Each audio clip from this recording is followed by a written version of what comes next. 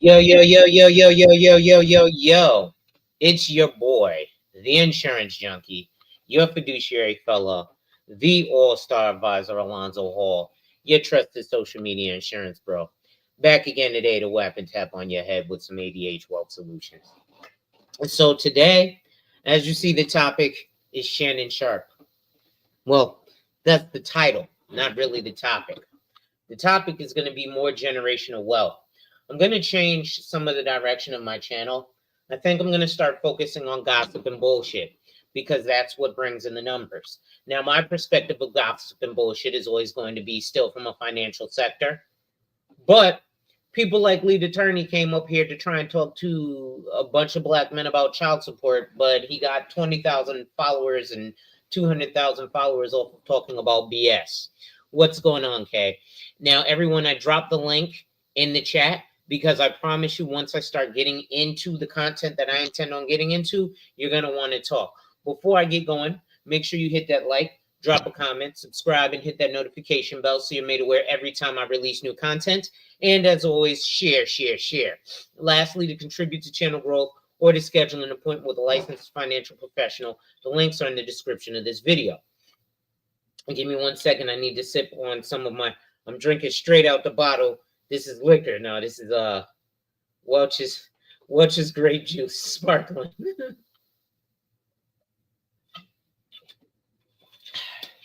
So that's me getting my drunkard on. Is drinking some Welch's Welch's grape juice. Definitely facts. I used to talk finance, but it gets little views. People like drama to get to the money. Freedom, I don't think you have a wrench, do you? We need to change that. And let's go add as moderator. Standard save. Okay, Freedom, you should have a wrench now. So you're more of a moderator. Black male on a black male. That seems about accurate. That retroactive reason rejection of consent is crazy. Yes, what's going on? Seeking my creator. Salute to folks as you guys are rolling in. So again, it is a little bit misleading the title that I have, but again, this is going to be an open panel. And one of the things that, especially as black men, Cherie, what's going on? As black men, we seem to thrive in is the drama. And something that worried me a lot, and Cherie, this is, I hope you can speak to this, and I hope you can kind of prove them wrong in terms of this. But I was watching a clip from Gil's Arena. Him and Kenyon Martin were on the show, and they were talking about the fact that veterans are something that are great to help the young NBA players come in.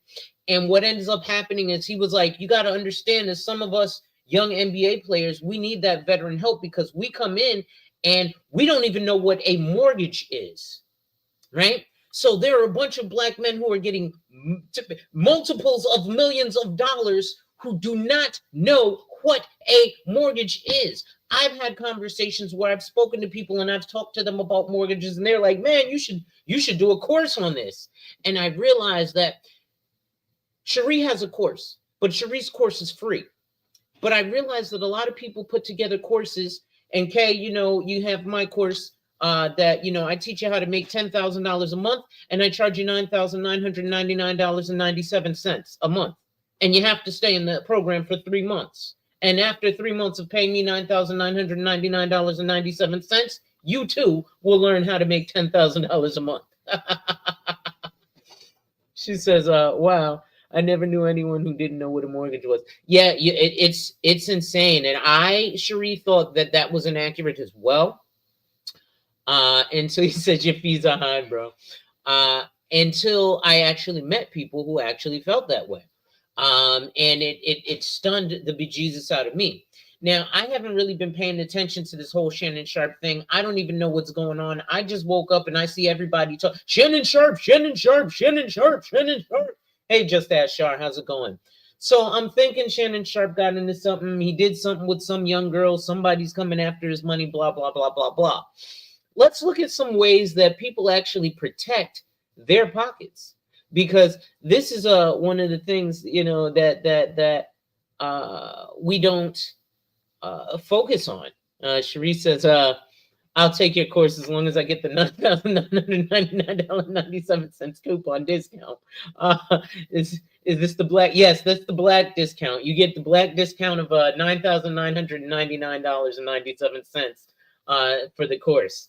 But and Cherie, if you wouldn't mind, put your course in your actual course in the chat, because people need to go over there. And this is a course that she has that she did not have to do, that she did for $0. So I don't want to focus on just the blacks, but I am black and I come from a black perspective.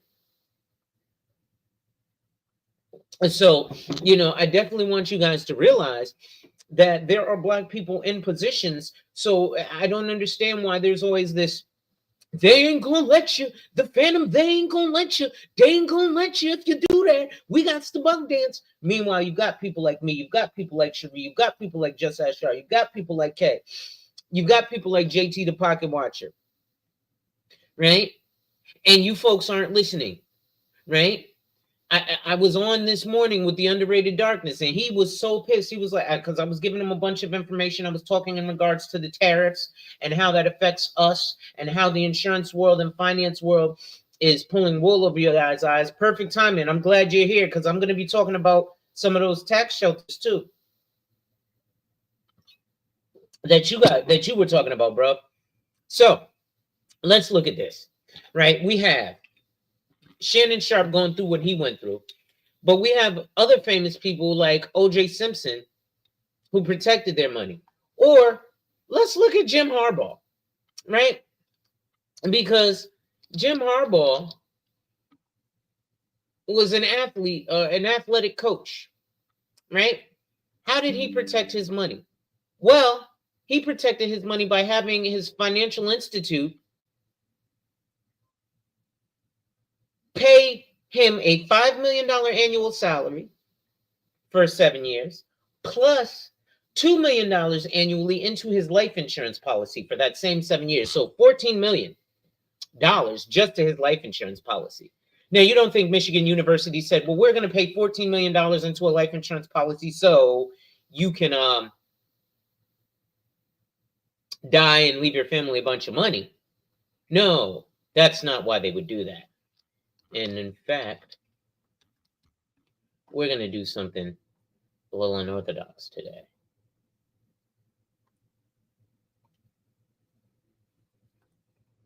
I had to change my password.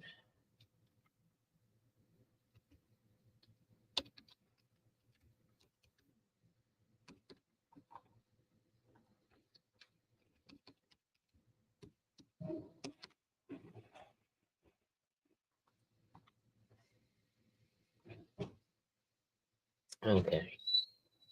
Because I want to see how old Jim Harbaugh was when he let's see how old he is now. Jim Harbaugh is, and I'm going to show you guys something. So he's 61. Oh, he's young actually.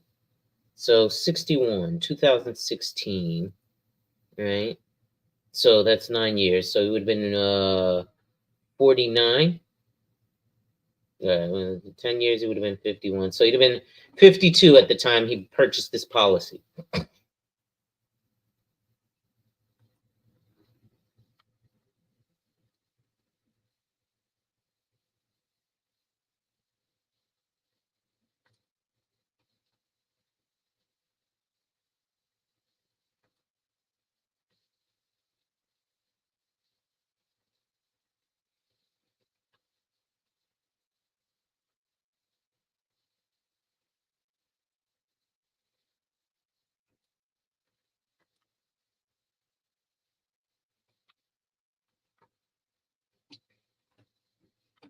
Okay, sorry about that. Let's see. Show me the money course. Salute, underrated. You can control everything and own nothing.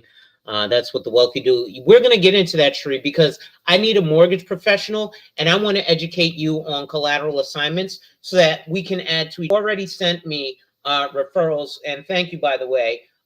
Just so you know, this is what we do as upperly mobile Black people, right? And that's the issue when Sharia is talking to her base. It's upperly mobile black women who are tired of upperly mobile black men, or lack of upperly mobile black men to compare themselves with, or to compartmentalize themselves with. Okay, guys, what's going on?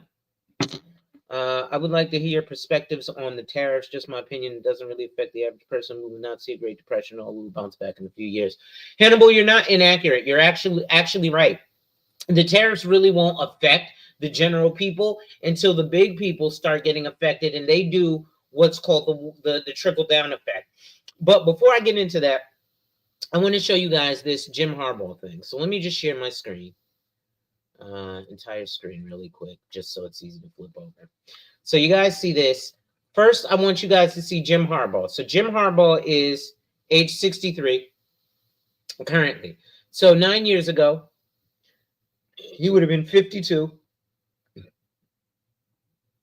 And unlock Jim Harbaugh's $15 million life insurance strategy. But I don't want to go to another life insurance carrier. Let's look at ESPN covered this, because see, you guys are so busy worried about ESPN covering Shannon Sharpe and ESPN covering him doing the teams. Michigan, Jim Harbaugh agreed to increase compensation in the form of a life insurance loan. Meanwhile, so Michigan football coach Jim Harbaugh agreed to a contract amendment that will increase total payments from the school to $9 million in 2016. In addition to paying him a $5 million salary for each of the remaining 6 years on his deal, Michigan will also pay $4 million in 2016 and $2 million through the following 5 years to pay the premium on a life insurance policy. So I want you guys to see, I'm going to do Prudential. We're going to make this guy, first of all, we're going to make him a male. Make him, what was his birth date? I think he was born in 68. So we're going to make him 52 right now. Okay? We're going to make him a non-smoker. We're going to put him in the state of Michigan. Okay? We're going to say the issue policy effective issue date is today. Okay? Let's do this. Jim Harbaugh. Okay. And there's so much other stuff. Let me just check. Hold up. Wait a minute. There's so much other stuff I want to check in with y'all. But right now, what I'm using is Prudential. I usually show another carrier, but Prudential has a new IUL that is attached to the Dow Jones. So let's see. South 4. Face amount. Minimum. Right? And premium type specified. Model premium. $2 million. Right? Till it endows. Right? So $2 million. Disbursements, we're not going to worry about disbursements. Give me 1 second. My phone is ringing. This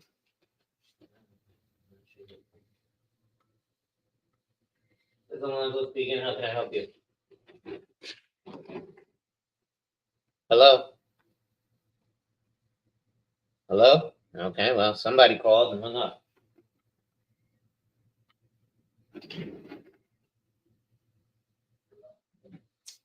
So, hold up, wait a minute. And I'm going to put the link in the chat, because eventually I'm going to want folks to come up and, speak how you feel. So eventually we're going to get there. So let's see. We're going to put this in the 1 year NASDAQ 100% capped account current. And we're going to put 100% in the NASDAQ. Actually, let's put 50% in the NASDAQ and 50% in the S&P. So you can actually, and this is something that people don't understand. So you can change which accounts you allocate your money to. For example, let's look at what the NASDAQ 100 is really quick. What is the NASDAQ 100? Right? NASDAQ 100. The NASDAQ 100 is a stock market index made up of equity securities issued by the 100 of the largest non-financial companies listed on the NASDAQ stock exchange. It's a modified capitalization weighted index. So you're going to have, your Magnificent Seven here. right? And when you're looking at investments, you want to look at the 52-week moving average. Everybody's always like, look, see what it did year to date? See what it did one day ago? You always need to look at the 1 year, the 52-week moving average. Otherwise, you really can't calculate what an investment is doing. Just an FYI for all those bullshit gurus who hit you. But again, we're going to look at Prudential because I usually show you guys a more prestigious, a just as prestigious carrier that's not as well known amongst the average Americans, but it's definitely well known amongst wealthies. Policy options, tax bracket, death benefit option level, premium mode annual, guideline premium dripping amount, drop in mode. So we're also going to drop in 2 million in the first year. You know what? Let's just drop that to 0. Let's just see what it looks like for a policy on this guy at age 52, right? So let's just look at the death benefit that it was going to get a 52-year-old man on a $2 million a year annual premium. Okay? It's not going to be that big of a death benefit because he is 52 at the time. But $2 million is a lot of money, right? And again, this is from www.espn.com/collegefootball. But we worried about Shannon Sharpe. We ain't worried about life insurance. Oh, I want a better investment. Well, ESPN put $5 million into an investment for one person. I'm sorry, not 5 million. 5 million is its salary. They put what? 12 million.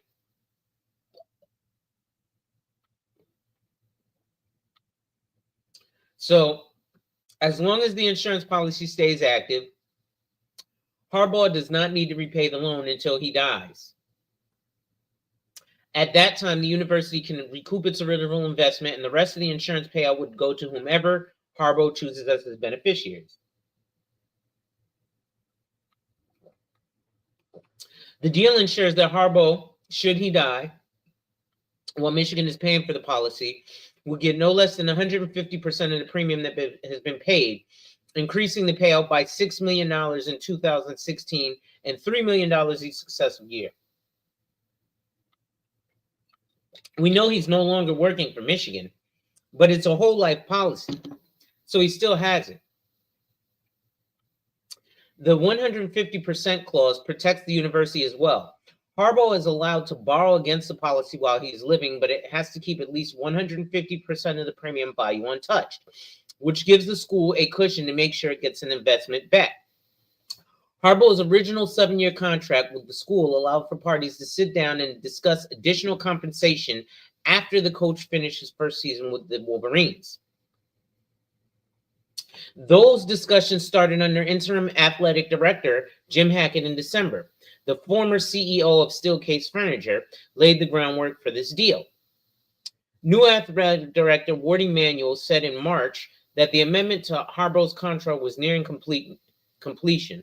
The two sides came to an agreement in June 3rd. If Harbaugh decides to leave the school or is fired, the university will stop providing the loans for the insurance premium payments.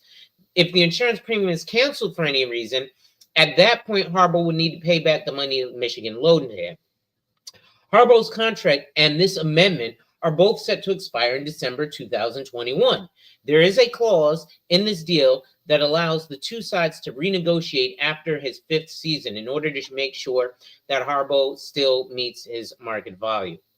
So there's something that I didn't do here. Now let's first check what the face amount is for just the perpetuity payment. And again, this is from Prudential, provided by me. There's my info, right? Prudential's Life Insurance Buyer's Guide, made by Prudential Momentum IUL, illustration for Jim Harbaugh. And again, I don't really write too much Prudential, and the reason why is because it's expensive for you, the customer. Let's not look at the guarantees. Let's look at the non-guaranteed. So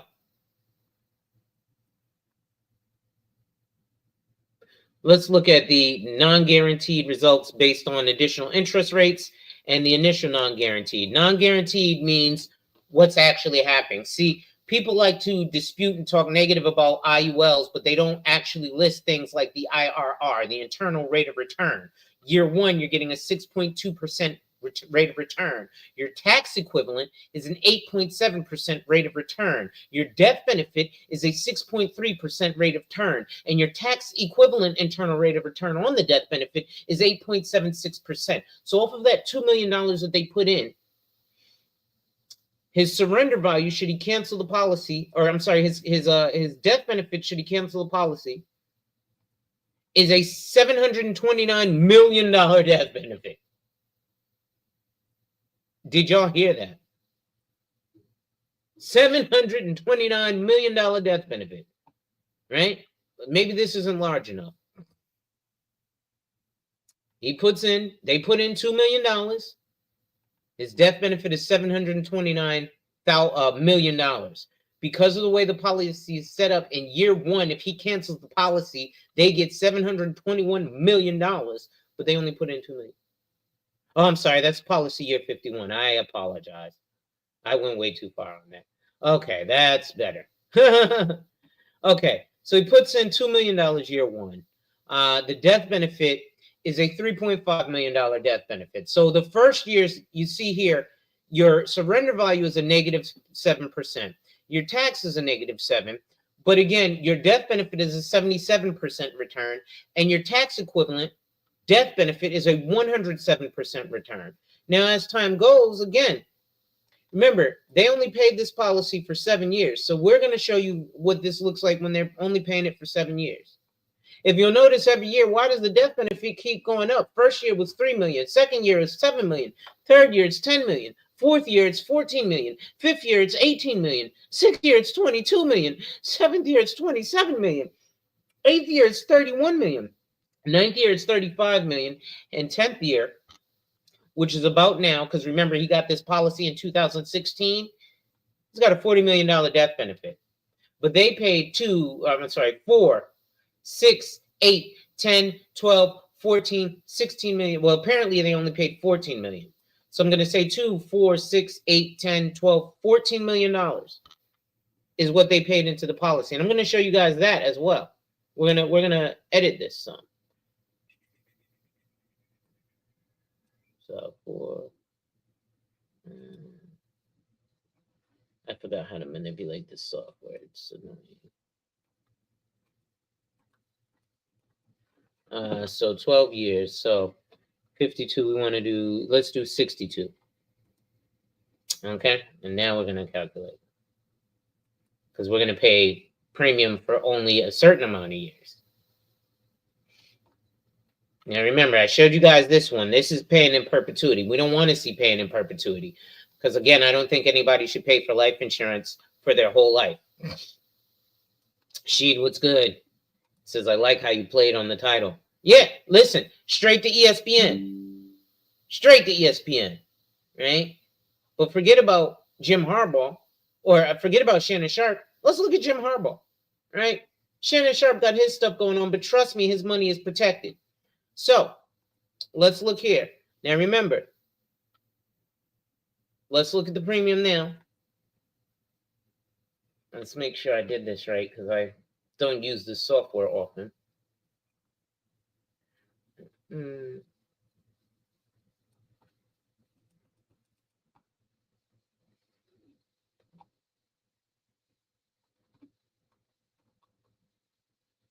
I got to change that. I did the maturity date. But anyway, again, after 10 years, he's got a $40 million death benefit, which is ridiculous and huge, right? But that's not even what I really came to talk about. So let's talk about what we really came to talk about. Let's close that, right? And let's get into it, because I'm going to get into some really deep stuff with you guys. Shout out to my man, Rael. He actually shared something with me that I'm going to present a slight little bit of to y'all. Give me 1 second here. The tools and techniques of life insurance planning, right? So I'm not even going to let y'all see a whole bunch of this, but it says the tools and techniques of life insurance planning. So while all these people are talking against life insurance, it's because they don't know what it can do, right? So on the tool side, insights into guaranteed no-lapse life insurance, indexed life insurance, hybrid index annuities and hybrid life products, use of entity redemptions versus ILITs, long-term care riders versus policies, extension benefits and riders, broader discussions of new riders, including on the techniques of post-DOMA updates, expanded coverage of ILITs, substantive updates to the chapter on split dollar life insurance products, split dollar being what Jim Harbaugh did. So if Jim gets sued or divorces money. So here's the thing. Your life insurance is untouchable. There's no corporate veil. There's nothing. So Jim can get sued. They can't touch his life insurance, right? You can sue him all you want. Can't touch his life insurance. He gets divorced. Can't touch his life insurance because life insurance is a separate asset. It's like what people think they're getting when they're getting an LLC, which is a separate entity. An LLC, which is a limited liability company, is actually a disregarded entity. You have to be actually incorporated to actually consider that corporation an actual entity or person. But people don't understand that, and their CPAs just charge them $750 to give them an EIN, which you can get for free. So this also includes viatical life settlements, life insurance valuation, funding non-qualified plans through life insurance, innovative provisions and riders, insights into index life and products, no lapse guarantees, and much more. If life insurance is in any way a part of your client's plans, the tools and techniques of life insurance planning 6th edition will serve as your cornerstone resource. This is the most comprehensive reference discussing life insurance products, the tools, as well as the purposes they serve, the techniques. And this is not from some random website. This is from National Underwriter. So let's take a look at what National Underwriter is. It says, see, this is why, yes, this is very true. Men need to hear this. So if I go to nationalunderwriter.com is again, it's another large group, right? But these aren't people who sell insurance. They regulate insurance, right? So let's just go a little bit down, right? Let's just see. And as you see, they're way back in 1993, they was doing this. So over 30 years ago, they was doing this, right? 2015 is this particular model, right? For over 110 years, the National Underwriter Company has been the first in line with the targeted tax, insurance, and financial planning information you need to make critical business decisions. Boasting nearly a century of expert advice, our reputable editors are dedicated to putting accurate and relevant information right at your fingertips. With tax, facts, tools, and techniques, National Underwriter Advanced Market Field Guide, FCNS legal, and other resources available in print, so on and so forth. Okay? So this is not some BS. This is not somebody trying to sell you something. These are all CPAs and CFPs and CHFCs and CPAs and PFS and CGMAs, right? And they're talking about, because you got a bunch of, I'm a CFP, life insurance is crap. You're a suck-ass CFP. I'm a CPA, life insurance is crap. You're a suck-ass CPA. Because the elite rich ones are all doing this. The ones with the rich clients. See, me and Rael had a conversation the other day. He was like, whoa. You know what I found out? That it's not about the client all the time. Often it's about the advisor, right? So let's check this out. Because a lot of investment people say, oh, the insurance is crap, because they don't want you to put your money in insurance because that's less money for them. Let's check out the forward. Once upon a time, it seems so long ago, the father of a boy I played marbles with down the street fell off a roof and died. It was very young, far too young to know much of how the world worked. So I really didn't understand why. Just a few months later, his mother and sister and he had to move out of their house and out of our neighborhood. The words can't afford didn't mean anything to me at the time. I knew I just missed my friend. That was my first introduction to life insurance, or rather the effect on people of the absence of life insurance. Since that day, I've written many books, taught many classes, and given many lectures throughout the country on the subject to fellow attorneys, CPAs, and insurance agents. and other professionals. And early on in my adult career, long before I went to law school, I sold life insurance. All of that intellectual and practical knowledge is merely added to the more important truth I already knew as a child. With adequate amounts of properly arranged life insurance, totally unexpected and frighteningly suddenly, a family's dignity can turn into despair. All right, let me pull me off of the screen and just put this article up here. Let me make this bigger for us, so we can read. Oh shit! So we can read along with it. No less, a loss can occur in a business setting.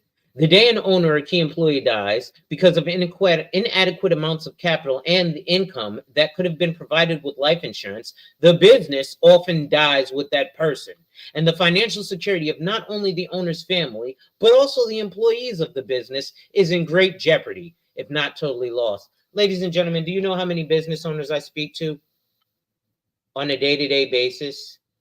I'm not worried about the life insurance, trying to keep the business open. Listen, the life insurance can help you keep the business open. I'll give you guys a real life example. My mother purchased a life insurance policy back in 2019. I was working at a State Farm agency. I had my mother purchase that policy just to have a death benefit, not to overfund it, not to take care of any of these strategies that I tell to you. Well, earlier on this year, about a month and a half ago, 2 months ago, she got informed by a cousin of mine that in a couple months, she's having her 70th birthday party in Jamaica. And she invited my mother. But you got to pay your own way to get there. My mother was like, well, thanks for telling me, but I ain't got the money to do all that. I said, just take a loan. And she was like, I ain't got that much in my retirement. I said, who said anything about your retirement? Take a loan from your life insurance. She goes, oh, I don't know if I want to touch my life insurance. I said, I'd rather you touch your life insurance than you touch your retirement. The life insurance, if you take a loan from your life insurance and let's say the policy lapses, the only thing that will happen is, God forbid you die, I won't get the death benefit. But life insurance ain't about leaving me a check, Mom. That's the major purpose. That's the number one purpose, is to leave a death benefit. But there's other purposes. And the reason I told you to get this policy is to help supplement your retirement and have money for you for any purpose. Now, she pays about $200 a month on that policy, and she'd been paying it for 6 years. Right? And she had about $6,000 to $7,000 of actual cash value available to her. So we called, and she had it at a State Farm. We called the State Farm agent on the Wednesday. Agent said, come in Friday and we'll, set everything up for you to get the loan. Now, when you do it at places like State Farm, the agent actually cuts the check for you. If you do it through like Prudential, there you got to call an 800 number. It might take 7 days for them to send you the check. But Wednesday we called, Friday we went in. That Friday, the State Farm agent cut a check for my mother for $5,000. My mother now paid for her trip to Jamaica through her life insurance. So my mother later on that day said, listen, what happens if I don't pay the loan back? I said, nothing. I said, I just would get $5,000 less. I said, if you go to Jamaica, all right, I said, now you took the loan. If when you took the loan last night, you got hit by a bus and didn't pay that $5,000 back, if the death benefit was $100,000 and you didn't pay that $5,000 back, they would just give me a check for $95,000. Do you think I'm going to be highly upset that they gave me a check for $95,000 versus zero?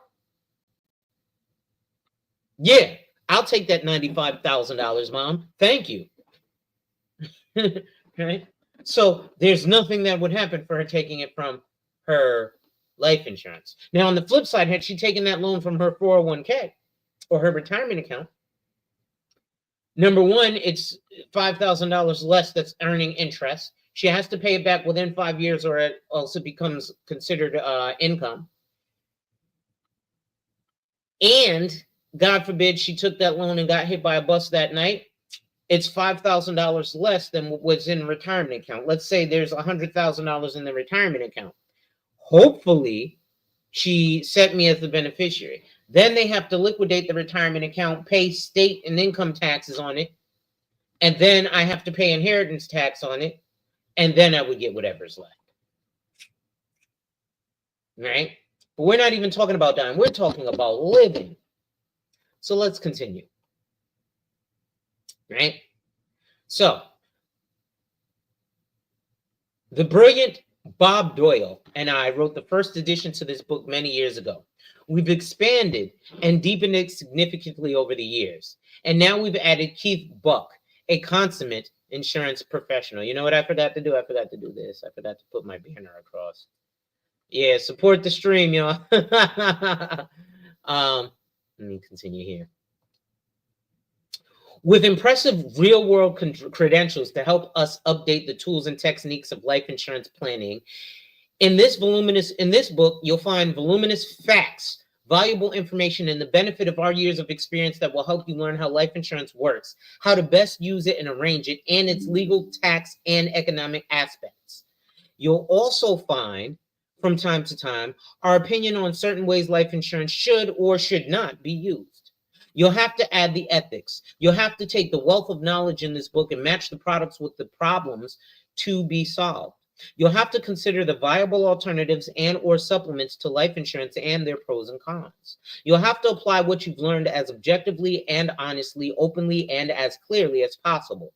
Because you'll be the authority, the high priest, and it will be up to you to convey to your clients the most important and most difficult message of all when it comes to life insurance, i.e. the urgency and significance of action. So I'm going to skip this because there's a portion in this that I want to read to you guys. And this is just so you guys know, this is 1,400 pages. This isn't like some little... So let's just look at one of the things it says here. We got legal advantages of life insurance. Let's see here. Introduction to life insurance. Life insurance is a complex amalgamation of legal, tax, and economic elements. Basically, it is a unique wealth creation tool that assures the accumulation of the desired amount of liquid capital at death. Depending on the plan of insurance, it may also create more or less capital for lifetime needs.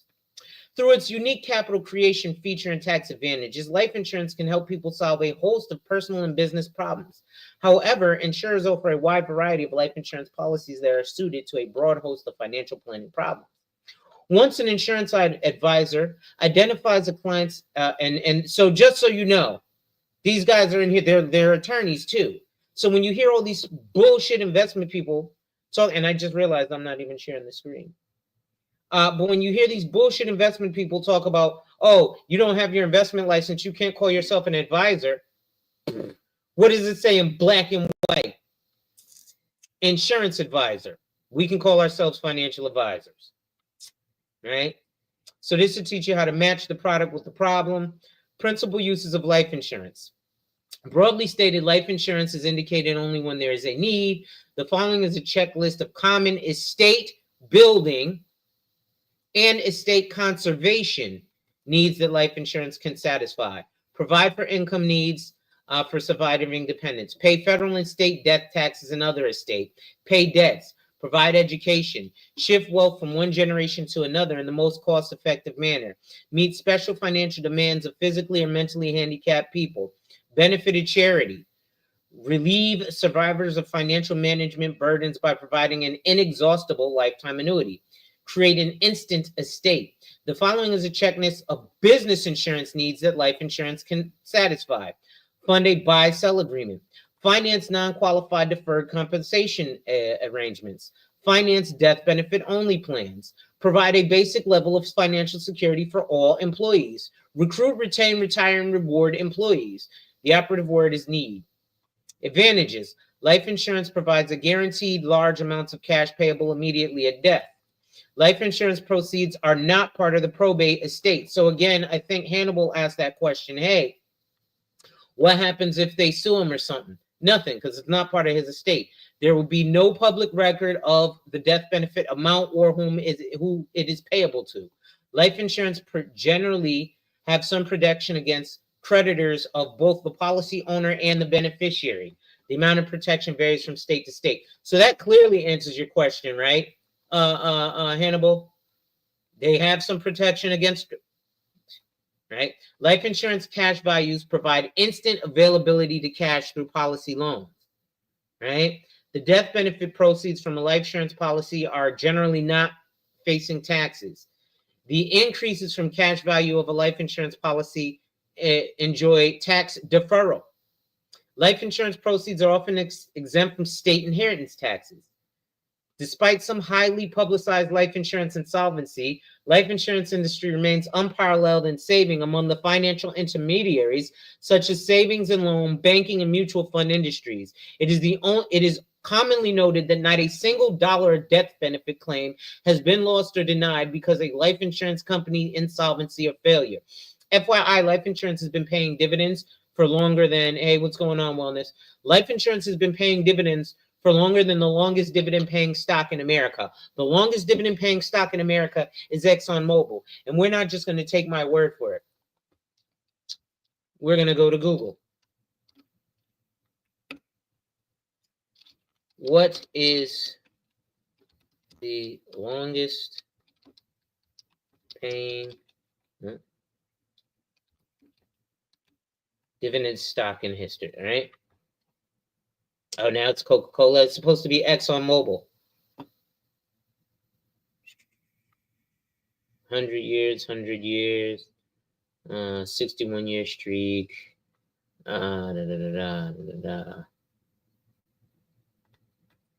Let's see, dividend power will tell us here. So the history of dividends goes back to about 1781. 200 years. I'm looking for the company. York Water. ExxonMobil. Here we go. So ExxonMobil has been sharing dividends since it was founded in 1870, and it's been sharing dividends since 1882, right here. So 1882 is when ExxonMobil started sharing dividends. Now watch this. How long has New York paid dividends? How long has New York Life been paying dividends? 171 years, since 1854. So when all these investment people tell you all this bullshit about life insurance being bad, it can't be all that bad if this, a life insurance company, has been paying dividends for longer than ExxonMobil, the Rockefellers. Oh, wait a second. Since we're mentioning the Rockefellers, right? Since we're mentioning the Rockefellers, let's look at something here. What would the Rockefellers do? Since we're mentioning the Rockefellers, right? What would the Rockefellers do? How the wealthy get and stay that way, and how you can too. Written by Garrett B. Gunderson and Michael G. Ism. No, this isn't anything written by me. Written by Ripwater LLC in 2016. Let's just take a little look at this. A critical discovery. Can I really have my own family bank? What cash flow insurance really means. But Dave Ramsey and Sue Zorman said no. Finding money to fund your bank. Why whole life insurance beats the alternatives. So wait a minute. I got to go get something to drink.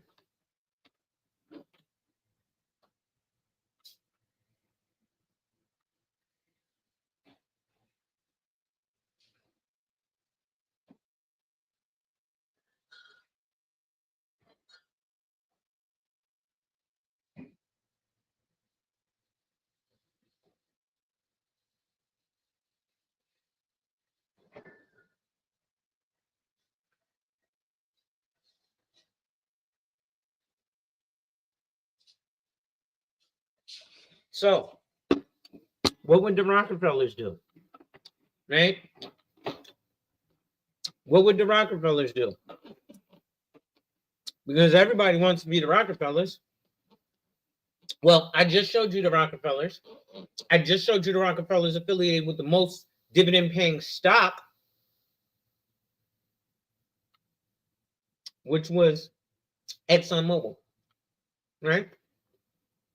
Let's go back. Remember, New York Life has been paying dividends for 171 years. This makes it one of the longest records among mutual life insurance, with the approach to creating value for policyholders beyond just dividends. In 2025, they declared a record 2.5 dividends, 2.5 billion dividend payout, meaning they were paying dividends for 171 consecutive years. That means that during the Great Depression, New York Life was still profitable and was paying dividends. Right? 171 years. Right? Now, 171 years. Like, is that ridiculous? Turning death benefit into a living benefit. Buying your net worth instead of building it. Oh, well, Jesus. Getting a house or a car with your bank. So hopefully, Cherie, you're still here. Because we're going to look at this. Because I've been dealing with too many mortgage professionals who aren't educated on this. And that's probably due to the fact, because in the NMLS exam, it tells you can use life insurance as a consideration for collateral. But especially since the ninja loans, they've been getting away from using collateral for loans. The reason I know this is real, I have a client, Marty McFly, who's on here on YouTube, who we put together something. Now, he did have quite a large number. It was over $1 million that he went to the bank with and said, hey, I have this life insurance policy. Can I'm interested in purchasing a property overseas for $200,000. I'd like to obtain a mortgage. Can I use my life insurance? The mortgage professional at the bank, a well-known bank, asked him, how did you know this? Most people aren't aware of this. He said, shit, most people in my field don't know we can do this. Who taught you this? Because usually this is only reserved for our high net worth, private client, super duper people, right? And, you know, they're going for home loans, but what they're not going for, and Cherie, I don't know if you do these. Do you do jumbo loans? Right? I guess that's 5 doors or more. Right? Jumbo loans. Right? But we're going to skip to page 127. Because we're going to look at buying your house with a car. I mean, buying your house with a car. Buying your house or car with your bank. So, let's go to, where's my search? I forgot how to search this. No, here we go. 127. No, that's not it. You don't want to build your net worth. You want to buy it. Net worth is vastly over promoted in the financial world. We know people who talk about net worth all day long as this great indicator and measure of wealth. And every business owner knows that if you can't access your net worth in the times in that you need it, then it's basically worthless. If you can't get your money, then it doesn't count for much, which is why when people are telling you to get into these investments, it sounds nice, but you got to realize there's time horizons. You got to keep your money in there for generally 10 years or at least 1 year. There's lockup provisions for it to even make sense. Right? So let's continue. I'm not going to read this whole thing, but right here it says you don't want to build your net worth. You want to buy it. Because what I told you guys is when you're buying life insurance, you're not buying a death benefit. You're buying more money. Let's read this. So if you want a net worth that you can actually access, this is actually really yours, then we'll tell you something that may surprise you. You don't want to build your net worth. You want to buy it. So many people spend so much time worrying about building the nest egg. They think, I've got to create, save, and build millions of dollars. How much risk do I need to take on? How much time will it take? Where do I put my money? In fact, you can get that nest egg right here and now through a whole life insurance death benefit. As we discussed last chapter, your death benefit provides almost innumerable benefits to you while you are living. And a nest egg is one more huge benefit that a death benefit provides. How much money would you have to put away if you wanted to have a $5 million nest egg? How many market swings would you have to survive, and how much would you have at risk? How many fees would you have to pay? And how much time, effort, stress, and worry would you have to endure to make it all happen? That's why instead of trying to build a net worth, buy it. If you buy a whole life insurance policy with a guaranteed $5 million death benefit, you've instantly added $5 million to your estate. Didn't I tell people I can make you a millionaire overnight? I guess y'all didn't believe me when I said I can make you a millionaire overnight. How? Buy a life insurance policy. Oh, y'all thought I was bullshitting. Why? Because I'm black? Because I didn't have a haircut? Because if I was Jewish and didn't have a haircut, you wouldn't have shit to say. You'd be trying to sign up to be a millionaire overnight. Or if I was popular, maybe I don't look good enough. Maybe I'm not attractive. Maybe I don't get your geezes wet or your glizzy hard. Right? Is that what it is? Maybe I'm not wearing enough shiny belt buckles. That's why I titled this Shannon Sharpe. Because you'll listen to Wall Street Trapper. Maybe I need to put some baking soda up here and talk about cocaine sales. Seems like that's who y'all listen to. Salute to my man Diamond Dave. He was explaining, if y'all didn't catch his live last night, y'all need to go double check it, right? He doesn't agree with me on life insurance because he wasn't educated on this stuff. And he's got an economics degree. But how many people do I know who have degrees in finance who don't know shit about this? Boyce Watkins. How many people do I know have CFPs and so on and so forth? Shit, my boy JT the Pocket Watcher is a CFP and a CPA, and he doesn't know IRC 7702, IRC 72A, a 412E3, because you're not trained on this. Right? I hope my P10, I don't know taxes like him because I'm not trained on that. I know how to put in your numbers from your W-2 into the software. So when you die, your estate will inherit $5 million. You can now rest assured that you have your $5 million nest egg ready and waiting and still utilize your net worth during your lifetime. Building a net worth is not easy. We've shown how difficult it is to create and grow wealth when you're handling your money in such a way that it is subject to eroding factors like taxes and the inefficient loans or using strategies that are dependent on the stock market. So many people, when they get to their retirement, just don't have the lifestyle that they'd hoped for initially. Because again, think about it. If you're a 401k millionaire, you retire with $1 million in your 401k. You got to understand what that means from today. The maximum you can put into a 401k today is $25,000. The maximum you can put into an IRA today, if you're under 50, is $7,000. You combine those, and that's what, $32,000?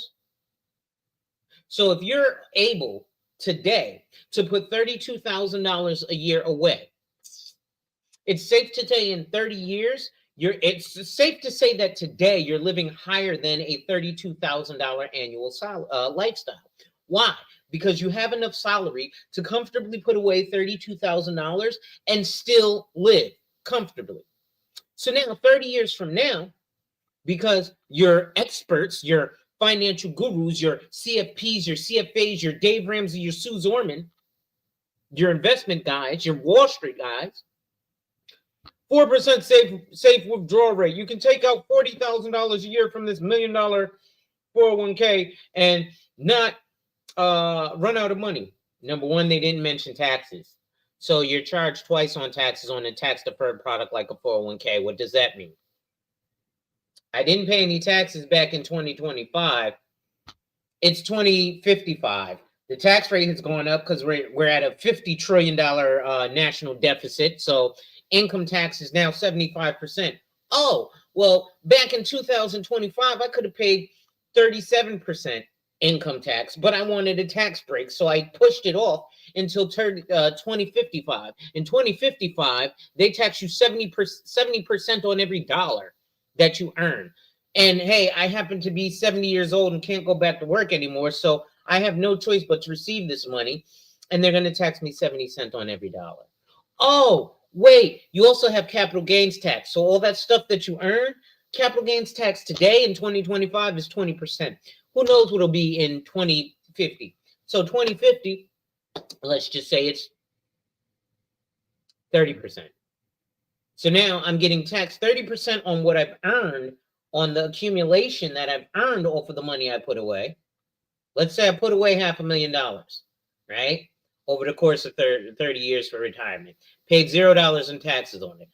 The other $500,000 is what grew. Again, these are arbitrary numbers because you're not going to get that kind of growth putting in that money. But just to give you an idea. So now I got to pay 70% of that $1 million to the government for federal taxes. So it's $700,000. And then on the gains, I pay 30%. So 30%, well, 30%, I'm sorry, 70% would be on the 500,000, right? So, and then the 30% would be on the other 500,000 because there's gains and then there's what your principal. So you only get taxed, income tax on your principal. You get capital gains on your growth. But altogether, you're paying over 100% in taxes if it's 70 to 30, right? So you're going to pay 30% on that first $500,000, and then on that second $500,000, you're going to pay 70%. And then there's your money afterwards. So basically, if none of those taxes are there, the 4% rule means that 30 years ago, I put away $32,000 a year. To 30 years from now, get only $8,000 a year more. See, now that investment don't sound so sexy. That return on investment is fucking retarded. That return on investment is not attractive. That return on investment now makes you turn around to that investment advisor and say, oh, you're trying to get rich, but you're trying to bend me over, open me up with no Vaseline and stick it in. I understand that. I understand that.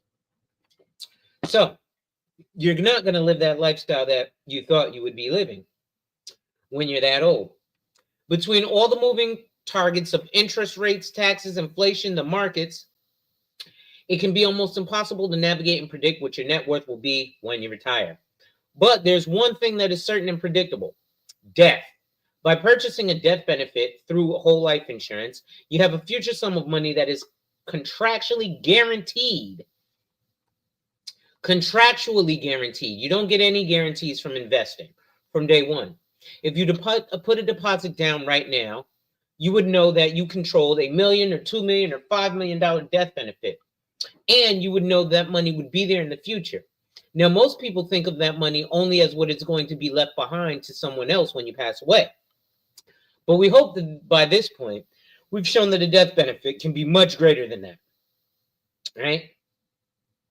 So I'm not even going to go, well, let's finish this. When Garrett's dad retired, he could have used the option of taking a lower pension and preserving the money for Garrett's mother if he died first. But instead, because he had a death benefit, he was able to take his maximum pension payment. He didn't have to worry about affecting his net worth by spending his full pension because Garrett and his dad had bought his dad's net worth in the form of a death benefit. They didn't try to build it. They didn't try to take risk in order to grow his net worth. They didn't have to wait and build it and wait and build. They just got a contract and said, hey, here's an amount of money that you can count on having at retirement. The fact that you can buy your net worth rather than building it can be hard to wrap your mind around. We tend to think of the money we build up as our real money. When you put $1 in your 401k, $1 shows up in your 401k balance. Most people think of that as real money. However, in reality, it's actually FBO, or for benefit of. It's not actually yours. You are the beneficiary, not the owner of the program. The government is actually the owner of the program. Moreover, if you want to take that $1 out of your 401k, you have to pay taxes on it. Does that sound like $1 that actually belongs to you? That tax might be 30%. Plus another 10% penalty. If you try to take it out and utilize your $1, you'll find that you only actually have 60 cents. And yet we still have this false sense of security based on that statement that comes in the mail and tells us how much of our money we have saved up. There's still the warm, comfy blanket that makes us go, oh, look there, that's my money. When in fact, if you tried to access that money, you run into all sorts of hurdles and end up with a lot less than you thought you had. Whole life insurance is always honest. If your statement says you have no cash value, you have no cash value. And if your statement says you have $10,000, then that is $10,000 that you can take out the next day and have in your hand. That money you have in a whole life insurance policy is actually your money. Buying your net worth also has another major advantage over building your net worth. You can do it right now. Not now, but right now. Building your net worth takes time. But if you're older and you don't have as much time, you can buy your net worth instead. You can secure a 100% tax-free income, 100% income tax-free asset that can be passed on to the next generation and that you can utilize in order to live fully and access your net worth in your later years, Rockefeller style. So we're going to skip past this. I want to go to buying the house. Getting a house or a car with your bank. Financial gurus will always tell you that you should always pay cash when making big purchases like a house or a car. They'll tell you the bullshit. And I've been saying this for a while. Collateral assignment. You can buy a house with life insurance. They tell you never to finance if you can help it in order to avoid unnecessary interest payments. And in some cases, they're right. But if you use cash flow insurance, we have a surprising fact for you. Financing big purchases can actually make you rich. The fact is, while financing costs you interest payments, paying in full with cash costs you an opportunity. And this is called opportunity costs. Simply put, opportunity costs is what you miss out on when you choose one option over another. In other words, every decision you make in life includes an opportunity cost. The option you did not take, and it can cost you thousands of dollars each year if you don't understand or acknowledge it. However, taking out loans from cash flow insurance policies can make opportunity costs work in your favor. It can create positive cash flow that can increase your wealth, all while allowing you to make those big purchases. How? Through the law of uninterrupted compounding. So this is where I want to partner with people like Sharpe, because I'm positive you're unaware of it, because I know some people who have been in your industry for a multitude of years, probably as long as I've been alive, and some of them are aware of the collateral assignment, but a lot of them aren't. But apparently I'm not lying, because somebody who wrote a fucking book called What Would the Rockefellers Do tells you that you can get a house or a car with a life insurance policy. Good yuck. I guess I must be the goofball. Right? And again, I'm not diminishing Sharpe. I'm pointing out that I want to empower Sharpe. She's an upwardly mobile Black woman. She's working with myself. I'm married to an upwardly mobile Black woman, and I want to make sure that I can empower her and she can empower me. And if I can work with her to say, hey, listen, people at your firm are not going to people. They're sending them to go get a 401k loan and saying, hey, go take a loan from your 401k and, go ahead and, get it. Ain't that the truth, Sharpe? Go take a loan from your 401k. And then, you can put this down payment on the house. The problem is, I believe there's a maximum of $50,000 you can take from the 401k.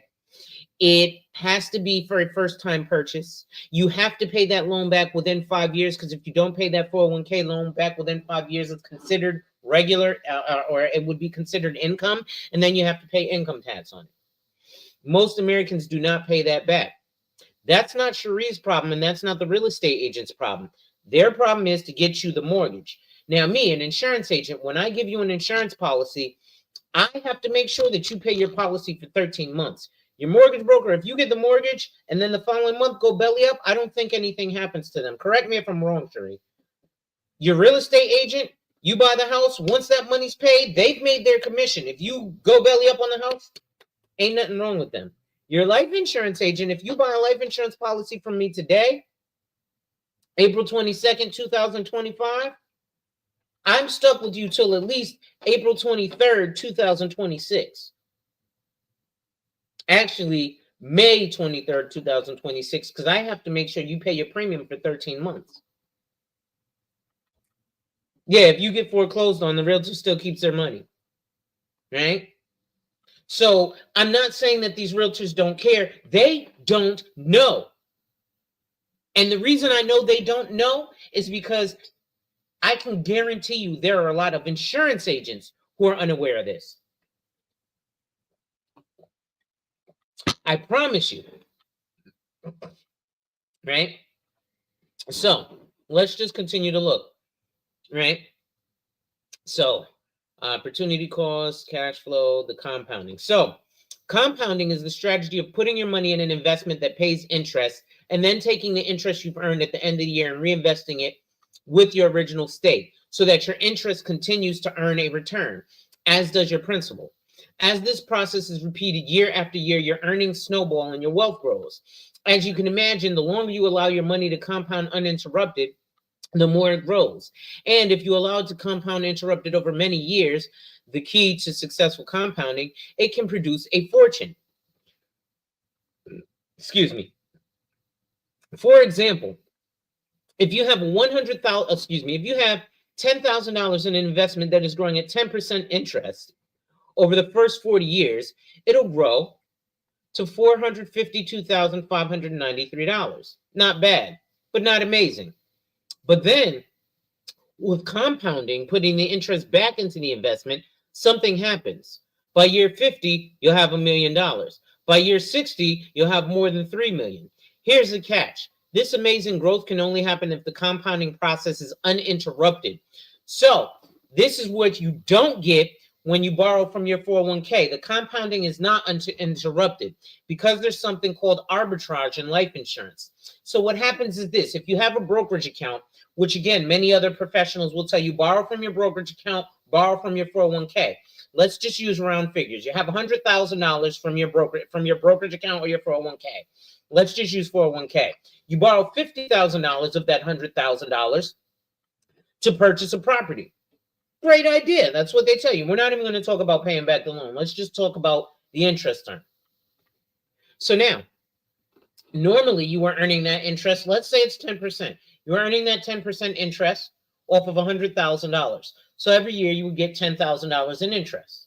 Well, now you've taken $50,000 of that $100,000, and now you're only going to get $50,000 of interest until you put that other $5,000 of interest until you put that other $50,000 in there to balloon back to $100,000 to start getting you that simple $10,000 in interest. Now, with life insurance, let's just use the compounding effect. We're not even going to talk about arbitrage. Same scenario. You got $100,000 in cash value in life insurance, and you're earning 10% interest. Year one, you're going to earn $10,000. But year two, you're going to earn $11,000 because you're going to earn interest on that $110,000. So instead of $10,000, year two, you earn $11,000. Year three, you earn whatever 10% off of 11,000 plus 110,000. So you're going to earn interest off of 121,000, which means that you're going to earn 12,100, and then that's going to get added, and then that's going to grow, right? So same scenario, you take the 50,000 out. So now you're only, let's say you're only growing at the 10% of the 50,000. You're still getting the compounding. But here's the thing. With cash value life insurance, there's something called arbitrage. So let's use that same scenario. You got $100,000 of cash value in your life insurance policy. You borrow $50,000. The balance is still going to grow interest as if you have that balance of $100,000. So you're still going to get the $10,000 interest at the end of the year. You have zero time frame. So whenever you decide to start paying back that loan, you start paying it back. You don't ever have to pay it back, by the way. It just diminishes your death benefit. The idea is to pay it back, however, because of being your own bank, like the Rockefellers, right? So again, this is stuff that even financial professionals who are in the insurance industry for 30 years don't know about. So am I going to blame a mortgage professional for not knowing it? No, because nobody came and taught them this. Am I going to blame a realtor for not knowing it? No, because nobody came and taught them this.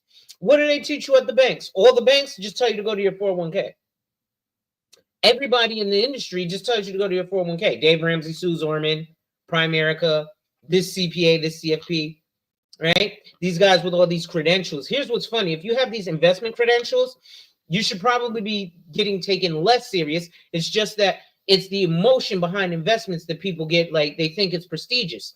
To be an insurance agent, especially life insurance, you actually have to know more than the investment person, because my product is guaranteed. My product actually makes a difference. You see, that investment can go up in smoke. You lose your money on your investment, nothing. You leave your investment, nothing happens to the investment advisor. See, when I'm your insurance agent, we have a relationship for the rest of our lives. I should be the most important person you're dealing with, because life insurance is in every aspect. They just taught you about funding buy-sell agreements. I just showed you Michigan University spent $2 million a year on a football coach, life insurance. But yet, especially when I come to our community, where it's completely undereducated about life insurance, and so we diminish it so terribly. So let's continue. So here's the catch. In other words, if you never pull any money out of the account, for example, if you made an early withdrawal of $150,000 from your account in year 40, then in year 50, you'd have $745,941 instead of $1 million. By year 60, you'd only have $2 million. And instead of $3 million, a full $1 million less, just because of a $150,000 withdrawal. Even that small amount could cause your wealth to plummet. The point is that interrupting the compounding interest by liquidating all or even part of your funds is the biggest destroyer of wealth. Unfortunately, these interruptions happen all the time without you even realizing it. If you have a 401k, a decline of 20% in the stock market would interrupt the compounding process, because your account balance would have dropped by 20%. If you have a college fund that you start putting money into when your child is born and then you liquidate it to pay for tuition expenses, you've interrupted the compounding process after only 18 years. Moreover, if you cash out part of your 401k or IRA to make large purchases, it will, this is literally what I just said, and I've never read this, guys. It will interrupt your compounding as well. Thankfully, we know an account that will let you compound your money and access your money without interrupting the compounding process. And that is cash flow insurance policy. Here's how it works. Oh, damn. Ladies and gentlemen, I promise you I've never, yes and no. We'll get into that in a second, Hannibal. Wrong slide. And then I am going to drop the link again, because I want y'all to be able to come up and ask your questions. In a bank account, brokerage account, 401k, etc., when you pull out money for a big expense, you either liquidate your savings account, sell your stock, or get rid of your mutual funds. This frees up your money for use in the purchase, but then the money is no longer earning for you and no longer participating in the compounding process. I swear, guys, I didn't plan this. I literally have never read this. I just actually know what the fuck I'm talking about. And so I tend to talk about what I'm talking about, just like, so pause. Ladies and gentlemen, I am an actual person who, I was actually working on Wall Street during the Occupy Wall Street movement. I'm an actual Wall Street person. So when I talk to what you guys know as money managers, I talk their language.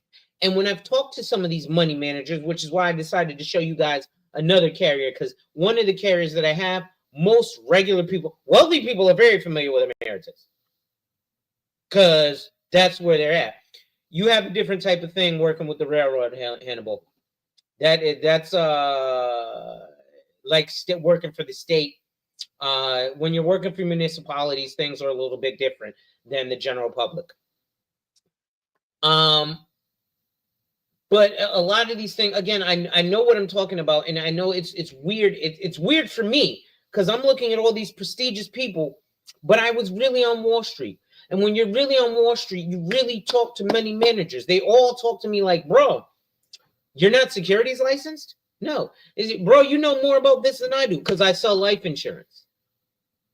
So I have to understand the ins and outs and the aspects of our products crossing each other, because I can also cross sell it. You'll hear a lot of investment advisors say, oh, if they don't have their securities license, they can't talk about it. And Kay, I don't want to put you on blast, but you know the reality, and your brother is in my field. He said the same thing to you. He said, listen, it's not that the people without the license can't talk about it. It's that the people with the investment license can't talk about it. Because if with the and this is why I dislike not listening to non-licensed people when it comes to online investments, because they don't know things like an SAR. That $3,500 you put away with Fidelity is not an investment. Let me explain to you why. Because it won't trigger an SAR. What is an SAR? I'm gonna break it down because Black people understand this all the time. Not like we travel with these amounts of cash, but we knew back in the day, oh, as long as you don't travel with $10,000, you can travel with $9,000, but just not that extra thousand. Like it was a bunch of Black people running around with $10,000 in America, and yet we're still the bottom of the barrel, right? So it's the same thing. If you don't trigger a suspicious activity report from a financial institution, and we're gonna before I do that, let's do this. Let's go to Google, just so I can share this with you guys.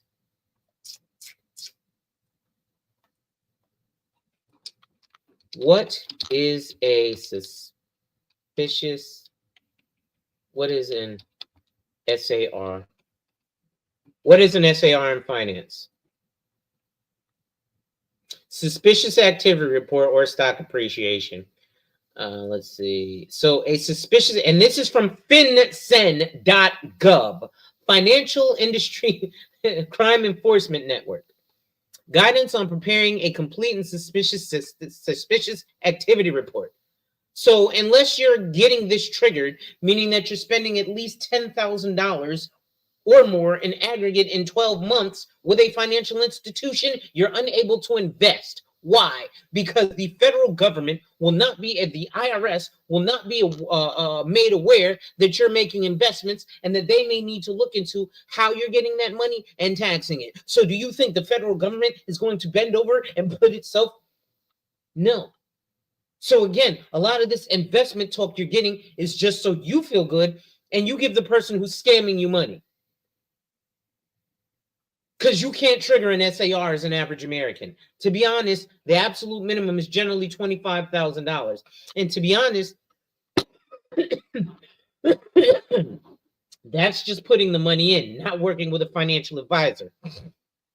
If a financial advisor charges a 1% fee on balances from $0 to $1 million in investable assets, most people aren't willing to work with you unless you have a $500,000 amount of investable assets. Why? Because I'm charging a 1% fee. So let's do math. What's 1% of 500,000? $5,000. So when people are like, I'm investing $1,700, do you think anybody wants to deal with you and charge you 1% on $1,700 so I can get a grand total of 17 cents for the fucking year? I think not. So I understand. Yes, people are like, Alonzo, you cursing, clean it up. Listen.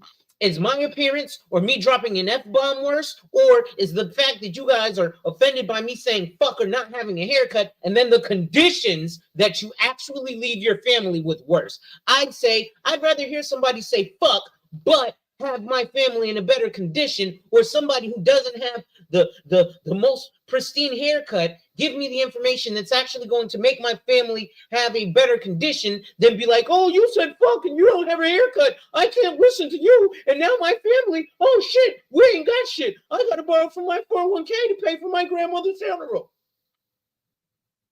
Miss KP, what's going on? Right? So I think next time, cut a brother a little slack. Also, remember, I got shot 5 times in front of my mother so that I could go start learning this stuff. So again, unless you're going to get an SAR filed on you, right? Depository institutions, money service businesses, broker dealers, which means investment corporations. We'll tell you that, and I'll show you that in a second. Casinos and card clubs. Oh shit, SARSF, right? So And again, this has to deal with stuff like the Bank Secrecy Act, right? So the purpose of a suspicious activity report is to report known or suspected violations of law or suspicious activity observed by financial institutions subject to the regulations of the Bank Secrecy Act. Okay? And again, this is by FinCEN. Cherie's familiar with this because she has to deal with this nonsense as well when they have to do AML for her side, because they have to do anti-money laundering because people try to money launder. Let's go back to buying a house with our life insurance. So,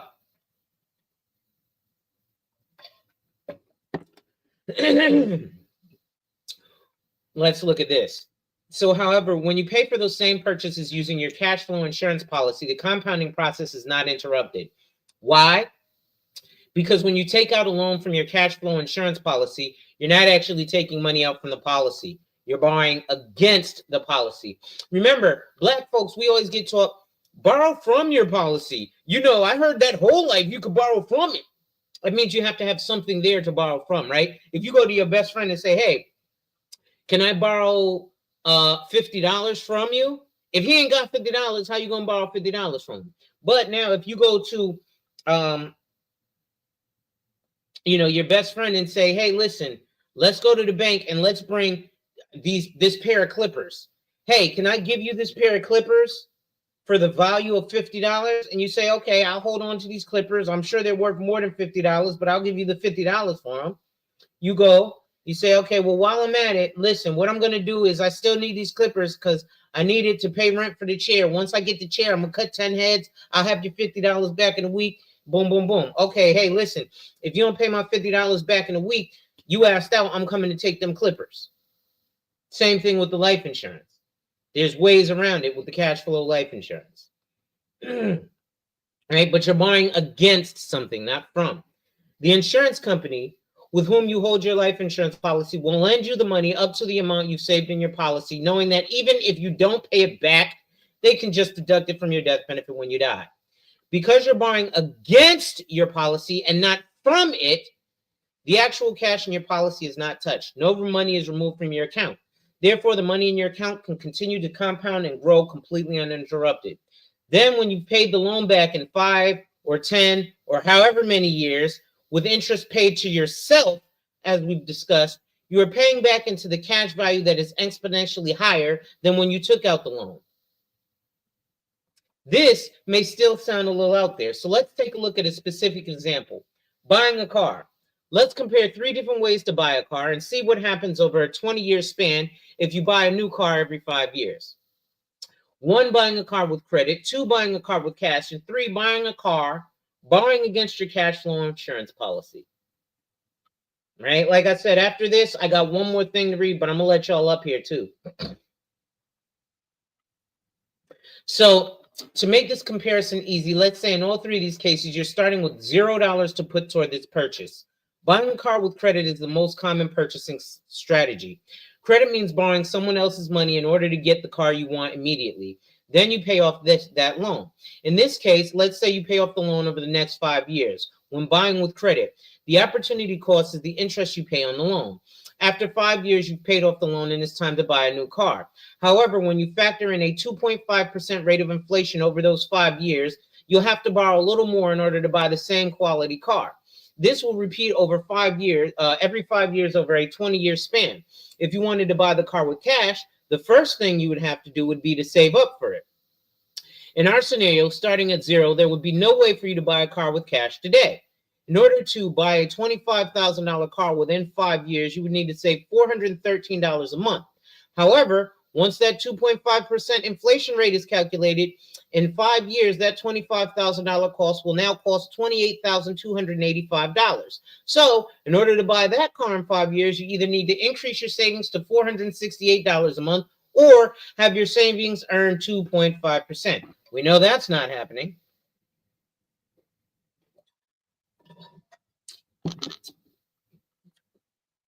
When buying with cash, you face 2 opportunity costs. During the 5 years of savings, your opportunity cost is not having a car. Then once you buy the car and your cash reserves go back down to zero, your opportunity cost is not being able to use that money on other things, including emergencies, as well as not being able to earn any interest on that money. Building wealth with credit and buying with cash have the same ultimate result. At the end of each 5-year period, you end up with a car you own outright and $0 in cash remaining. The difference is just that with credit, you get your car immediately, and with cash, you have to wait. But financially speaking, it doesn't make much of a difference which method you use, cash or credit. Now, this doesn't yet take into account, what this doesn't yet take into account is any interest earned on the saved cash. Let's say you're saving the exact same amount each month of cash that you would be paying back with interest on a loan. Then let's say you're putting that saved money into a traditional savings account or a CD, which these days has about a 1% interest rate. Even with this small interest, you have more at the end of every 5-year period than the cost of the car. And at the end of the 20-year span, you'd have accumulated an extra $11,938. Much better than using credit and ending up with zero. The downside, of course, is that you still can't get your car right away at the beginning. You still need that initial 5 years to save up. However, if you're able to take that 5 years, you're actually much better off buying with cash than credit. Thankfully, there is a third option that will give you the best of both worlds, using your cash flow insurance and taking out a policy loan against your cash balance. If you're starting from zero, you'll still need that initial 5-year period to save up. However, when you take out that loan against your policy, you will leave your money in your account to continue compounding uninterrupted. So when you pay back your loan, you're paying back to your full account balance, plus all the compounding interest you've earned during those 5 years. Instead of ending up with $11,938 more dollars than when you started, you'll end up with over $20,000 more, 77% better than when you were paying with cash. As if that wasn't great enough, there's also the fact that you're not paying interest to a financial institution. Imagine if you took a 5-year, $20,000 loan out from the bank at 7% interest. Your monthly payment on that loan would be $392.06. At the end of the 5 years, you would have paid $3,761.44 in interest alone. Why not pay that money back to yourself rather than a bank? Now, before I go and say that, because Cherie, I'm talking now, and I understand why a lot of mortgage professionals would seem to think that the collateral assignment would then be a less attractive to the financial institution. But let me explain to you why it's not. Underwriting. Because part of the underwriting and qualifying for the mortgage is you're measuring risk. So if I come to you with an asset, right, because we know about mortgage-backed securities, right? Once you package the mortgage, you guys probably don't even service it anymore. You sell it to another, servicer sometimes, which is how a lot of mortgages we get the mortgage-backed securities, so on and so forth. Not REITs, that's a different thing. Again, I may be talking strange language to the average person, and most of you guys have never heard me even talk about a lot of these different products because I generally don't talk investments, except for life insurance. But so now it might be unattractive to the bank because you're like, the idea with the bank is we want to get money and interest. So it works a little bit different with a larger purchase like a property. That's something called a collateral assignment. So the first thing I do, Cherie, is I come to you and I say, hey, listen, I want to qualify for a mortgage. Cool. I have to still go through the traditional way of qualifying for that mortgage. There's no way around that. But what I do now is I say, hey, I'm looking for you guys to loan me $250,000. I happen to have this cash value life. It has to be a cash value life insurance policy that's been in force for a certain period of time. So first things first, you're going to feel very comfortable because you're going to see I, as a potential borrower, have showed fiscal responsibility. Why? Because I have a financial product, a life insurance policy that I've been paying into for at least 2 years consistently, right? So that shows, just like you want 2 years of tax returns, 2 years of rent payment, 2 years of life insurance, that shows, hey, this person is fiscally responsible, right? 2 years of rent, but 2 years of a bill, 2 years of, oh, I've been paying the car loan. 2 years of pure fiscal responsibility. That means that to Cherie, she knows a couple of things. This guy has $1 million death benefit. If he assigns this $1 million, he's trying to get a loan for $250,000 for this house. We give him this $250,000. He's already got $1 million. So if he dies after the day we give him the $250,000, he's already assigned us $250,000 of that $1 million that he has. That if he dies, he leaves $1 million to his wife. Well, now because he assigned this $250,000 over to us, if he dies the day we give him that $250,000, we got our $250,000. We're not going to take any more than our $250,000. The other $750,000 that could go to your wife and kids. But we get our $250,000 plus your wife and kids. Now you died, they don't have to worry about a mortgage payment. Step one. Step two. Well, what happens if I live and I should become delinquent on the loan? That's why you like the cash value life insurance policy. So let's say you borrow, you give me the $250,000. The way that it works is every year that I'm going to be paying down my loan, right? So let's say you loan me the $250,000. I pay it for 10 years, and now there's only $100,000 left, and then I die.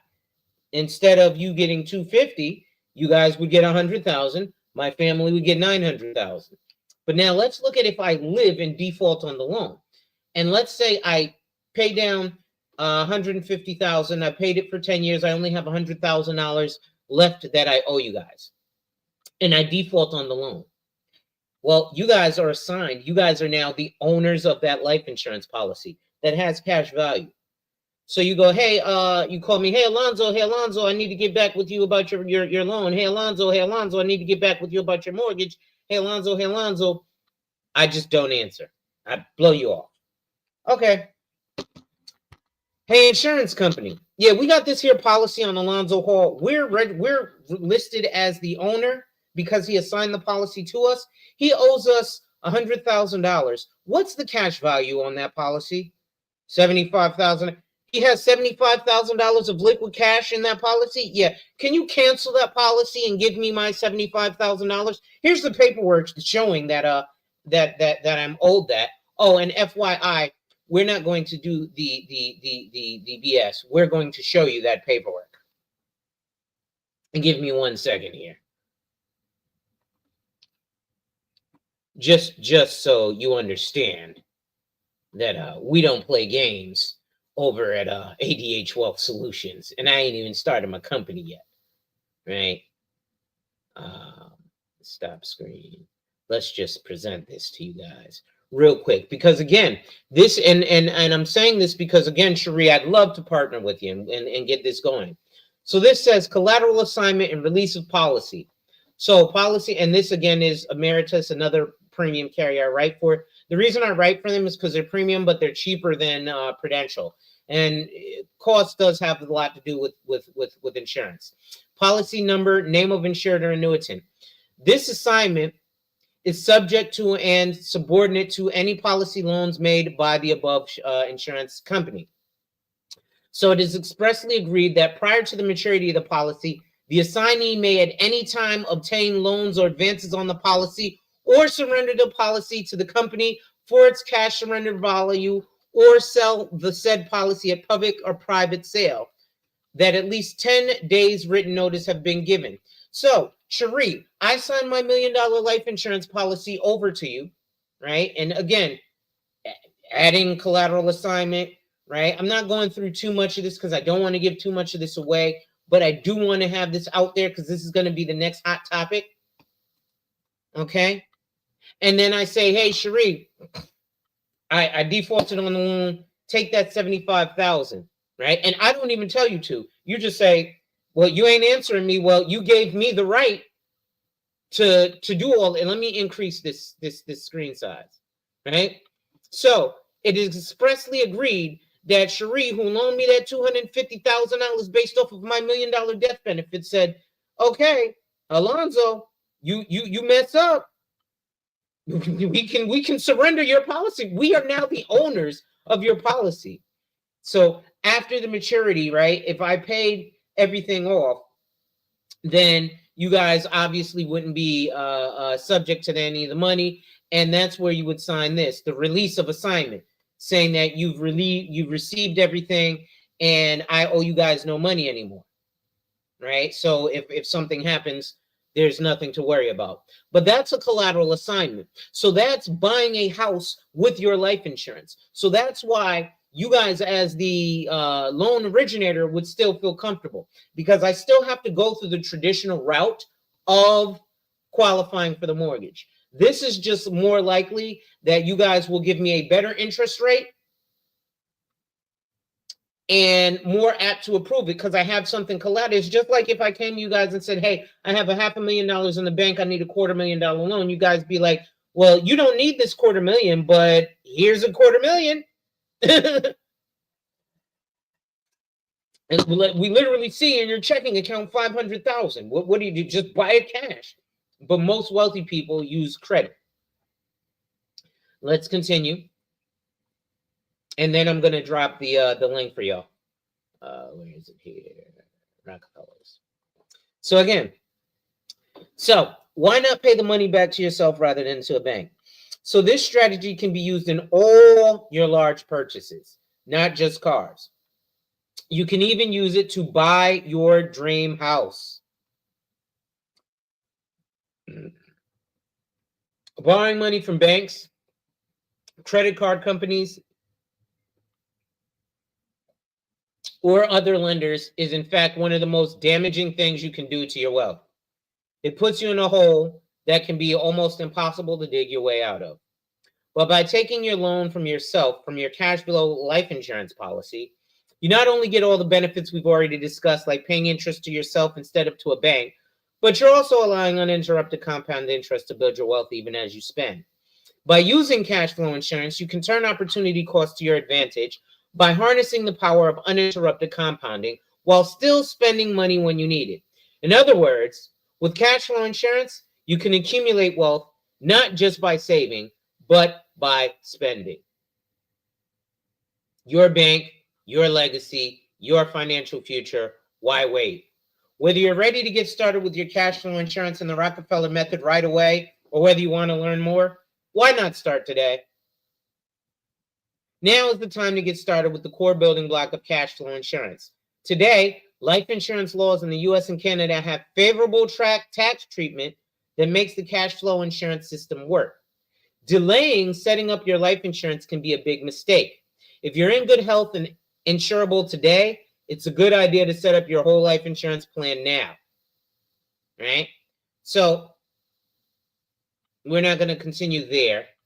I want to drop the link for you guys one last time. Let me drop this link. Anybody wants to come up, feel welcome to come up. Questions, comments, concern. I've been going for about an hour and 45. I'll probably go for another 15, 20 minutes. I'll be right back. Let me play us some music while we're on it.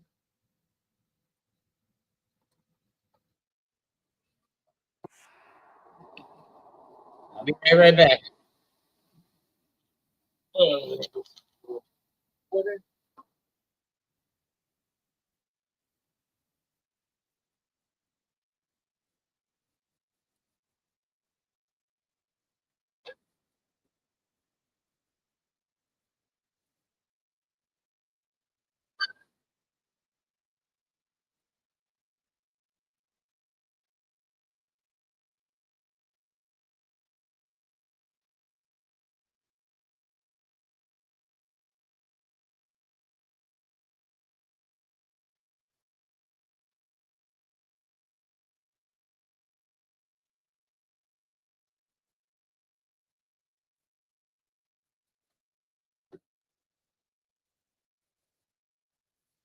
All right, so I'm back. Looks like nobody is ready yet to come up, which is fine. I have one more article actually I want to go over with you guys, or one more piece that I want to go over with you guys. And Then before I do that, because somebody asked about something that was interesting that made a lot of sense for me to delve into. So let me get there with you guys too. And that is going to be the what are we talking about here? The tariffs. So before I talk about the tariffs, here's my deal with the tariffs when we're looking at life insurance. So you had 1 second. You had VP Madam Harris, who had a tax plan that was favorable for most Americans. We would have ended up with $5,000 a year more in taxes, depending on where your income tax level landed or your tax bracket. That sounds nice. Sounds real nice. However, it's bullshit. And I'll explain to you why. Because she was going to tax the top 1%. Wasn't going to happen. You see, the wealthy, they learn ways to not pay taxes, right? And one of the ways that they learn to not pay taxes is by using life insurance. And life insurance is the ultimate OPM flex. It's also a big bomb here. So if you'll notice here, I have something written by Farniano, Franz Michael, Gardanger Philip, Lunzer Gertrude, Neuwirth Martina, and Saringer Marine. And this is a study that says tax avoidance, tax evasion, and tax haven. So they would have just went private and gone. And so just so you know, head Department of Tax Law. These are guys in Austria, but they're also in America. Right? And look at so this is global. This ain't even just in the US. This is global. Right? Introduction. Sorry, I got carried away there. Introductions. Tax haven definitions. Tax avoidance, tax evasion, and aggressive tax planning. The Financial Secrecy Index. Switzerland, Austria, Luxembourg. Development of tax havens. Non-identifiable gray area. Wealthy private individuals. Mailbox money, a life insurance strategy. Wealthy private individuals, life insurance strategy. This is with the European Union. More of the European Union. Austria tax haven? The international tax system. Tax havens, financial secrecy locations. Many names, one problem. Tax paradise or sluice for development funds. The savings directives, right? So now that we're out of there, I wanted to do this. Rep Ron Wyden against PPLI. So we're going to do this one. Let me just see if anybody's coming up. Okay, nobody's coming up right now. So this says ussenate.gov. www.finance.senate.gov. The reason I say that is because, hold on, wait. Reuters is also, Wyden takes aim as life insurance tax shelter. So I just showed you a global tax shelter issue. April 17th,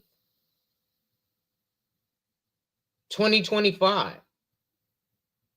Oh, we're looking at tax code. Wyden exposes private placement life insurance as a tax shelter for the ultra wealthy holding at least $40 billion. Yet they keep telling you and I, invest, go here, go there. They have people who are in other industries telling you this. They don't have them coming to. Now, the people who they hang with, like when Donald Trump said to Hillary Clinton, or Hillary Clinton was like, yeah, he benefits from a bunch of tax loopholes, him and his wealthy individuals. He was like, yeah, I do. And I'm not gonna close it because you guys do too.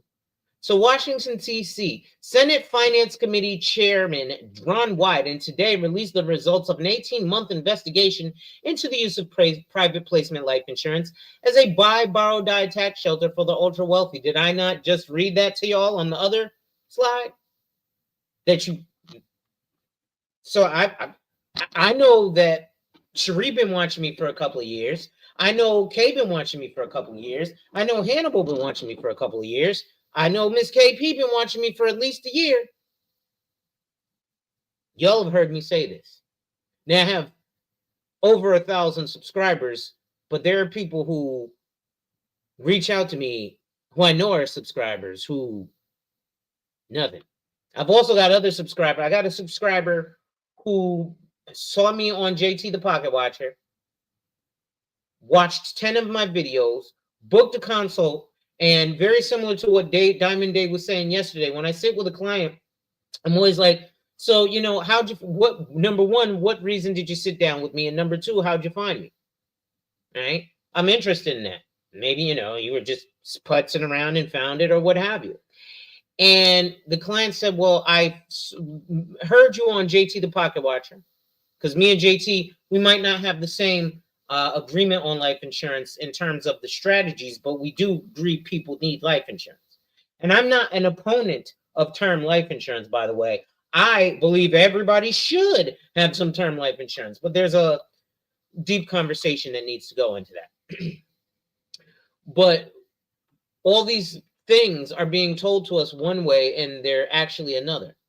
So the investigation is the first of its kind into PPLI, that the domestic PPLI industry is now a tax shelter made up of at least $40 billion in policies held by only a few thousand individuals.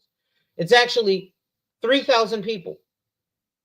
So 3,000 people in America have what's called a PPLI policy, which is a policy similar to what Jim Harbaugh had, where they're putting $2 million a year into it, right?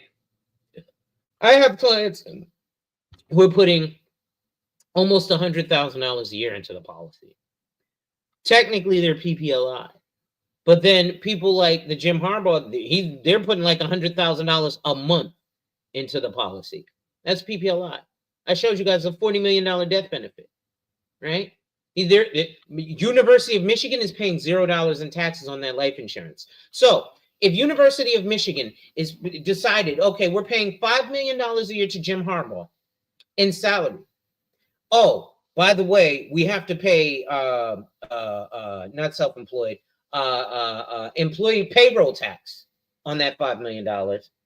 We're going to spice it up and we're going to give them an additional $2 million a year for 7 years. That's 2, 4, 6, 8, 10, 12, 14. So they would end up having to pay taxes on another 14 million.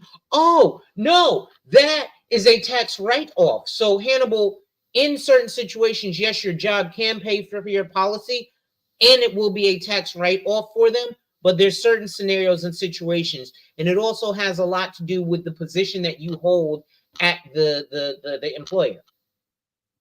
Someone like Jim Harbaugh, that's different than Keyman Insurance, right?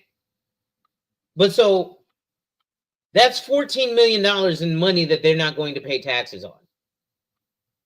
And that's just one person with one university, right? That's just the one that ESPN told us about.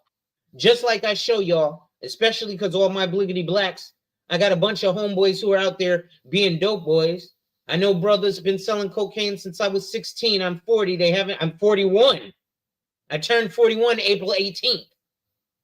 So Friday. And they still haven't sold a kilo. But they're the Hood El Chapo. They got all the Gucci and Louis. They're in an Infiniti or a Mercedes or a BMW or a Porsche truck.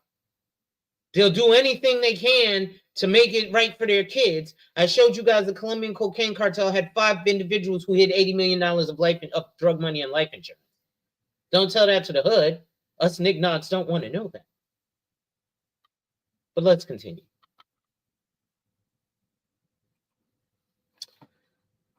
So,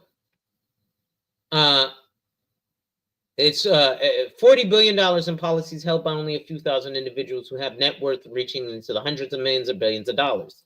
Now, this is, again, what's funny, because these quote-unquote investment people who obviously aren't dealing with clients in a certain net worth just because of the marketing they're doing, right? If I was investing in marketing investing, I'm sorry, I'm not coming to YouTube because most of you guys don't have the minimum $500,000 in investable assets that I need. So it makes no sense. It's an effort in futility to come to YouTube, TikTok, Instagram, and be an investment advisor talking about these investments when I know most of the people online ain't got $100,000. Most of the people ain't got enough for me to trigger an SAR in their investment. And the people with that money probably aren't coming to YouTube. They might come to Facebook. I'll give that. But they probably aren't coming to YouTube looking for a certain investment advisor. Also, most people who have that kind of money don't go with the companies you've heard of. They won't be, some of them will be seeking out Prudential, but more of them would be seeking out things like ADH Wealth Solutions. It's your less wealthy individuals who go for, I gotta go with Fidelity. I gotta go with TD Ameritrade, which is now Charles Schwab. If you hear people saying that, they generally don't have a lot of money. Because there's, Smith Janney Investments, Morgan Stanley, stuff like that, wirehouses, but they generally deal with AUA, assets under administration, not AUM, assets under management. Right now, I'm talking foreign language to most of you. But marketing materials obtained by the committee from the largest PPL providers revealed how PPLI products were explicitly promoted as tax-free investments in private equity and hedge funds. I'm an investment advisor. Don't get life insurance. Oh, you're super rich? Yeah, get life insurance. But they just told you in the other slide, don't create your net worth, buy it. So start off with a term policy. Start off with a $10 million term life insurance policy. Now you've added something to your net worth. Now you're actually doing something to create generational wealth for your family. Because unfortunately, real estate ain't it. Because we don't leave enough proceeds for when Pop dies and leaves that property. Well, if you didn't leave it in a trust, first of all, you're going to have to sell it to somebody. You can't just bequeath it and now, capital gains taxes. Can't always use the step up in basis. So now you got to pay capital gains taxes, inheritance taxes, gift taxes. Oh, we didn't know about none of that. And the reason why I found out, because I did some looking on like probate and how much it costs to transact probate. Most people have a probate from $0 to $10,000. And if you have a probate from $0 to $1,000, there's still a fee for them to process your probate.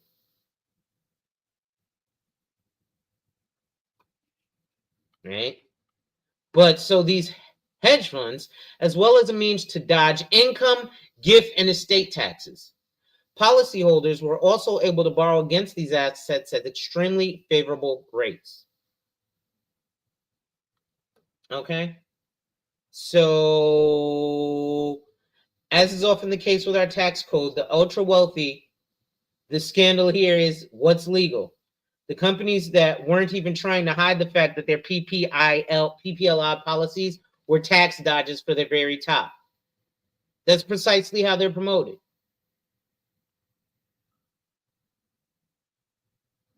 Right? Like I said, the PPLI industry is a tax shelter made up of $40 billion. $40 billion. And so you mean to tell me, ladies and gentlemen, Rael, what's good? You might have to catch the replay. Let me put the link in the chat in case you want to come up and in case you want to come up and say anything right quick. I'm getting ready to close out. I'm up on 2 hours. But I went in. And the reason being is because we're talking about Shannon Sharpe. Why the fuck are we worried about Shannon Sharpe? Shannon Sharpe is already a millionaire. Trust me, Shannon Sharpe probably has a PPLI policy. That's all good, bro. Right? Shannon Sharpe probably already has a PPLI policy. Right? Because legislation is needed to increase oversight of PPLI and curb abuse of these products as tax avoidance by the wealthiest 1% of Americans. Now, here's what's funny, because other investment people, well, that life insurance is only for rich people, so you should be investing. But I thought investing was only for rich people. I just showed you guys the actual numbers. If you're investing, again, if I come to you with $500,000 of investable assets, or if you come to me with $500,000 of investable assets, remember, I'm only charging a 1% fee. So 1% is $5,000 for the fucking year. So where are these investments coming from that all these people say they're doing? I just showed you guys you can't invest unless it's under a certain, you can't trigger an SAR. So the investment corporations, right? Fidelity, I'm investing in Fidelity. I'm with Schwab. I'm with Vanguard in the QQQ. Do you think these multi-billion-dollar financial institutions want to waste their time filing SARs on people who only put $3,500 with them? No. What they do is they open an account, they let you self-direct it, and they get all the benefit from it. So they get their money management fee. They passively manage it. So you put it here, you'd be like, I want to put it in the target date. You get zero advice, you get zero assistance. Tax loss. In fact, hold on. Let me pull up my TikTok, because I think I have the, and I want to pull up my page video.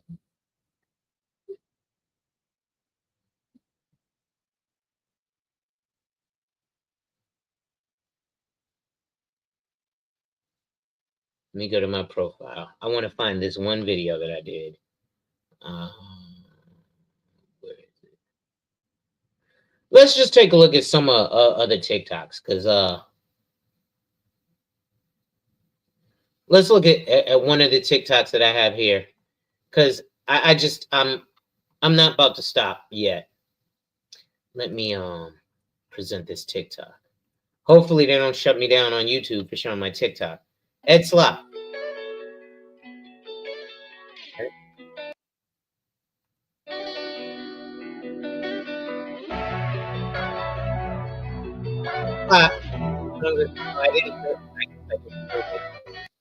Wrong video.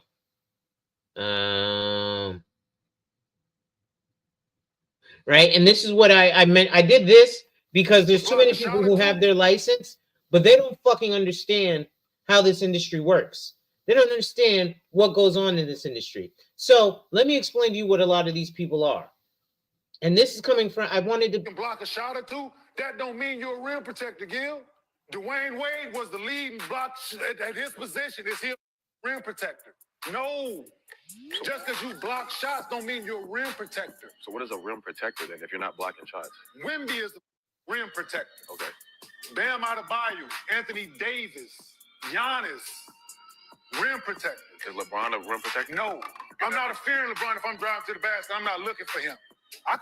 So now these guys are all elite basketball players, obviously, right? LeBron, all these other, and he's like, they're not a rim protector. So that's what happens. You guys, we get these mixed messages, especially if you go on TikTok. There's so much BS on TikTok. Let me see. There's a post I did with DJ Vlad that I want to put up here. This one is to Black folks. Intergenerational wealth transfer.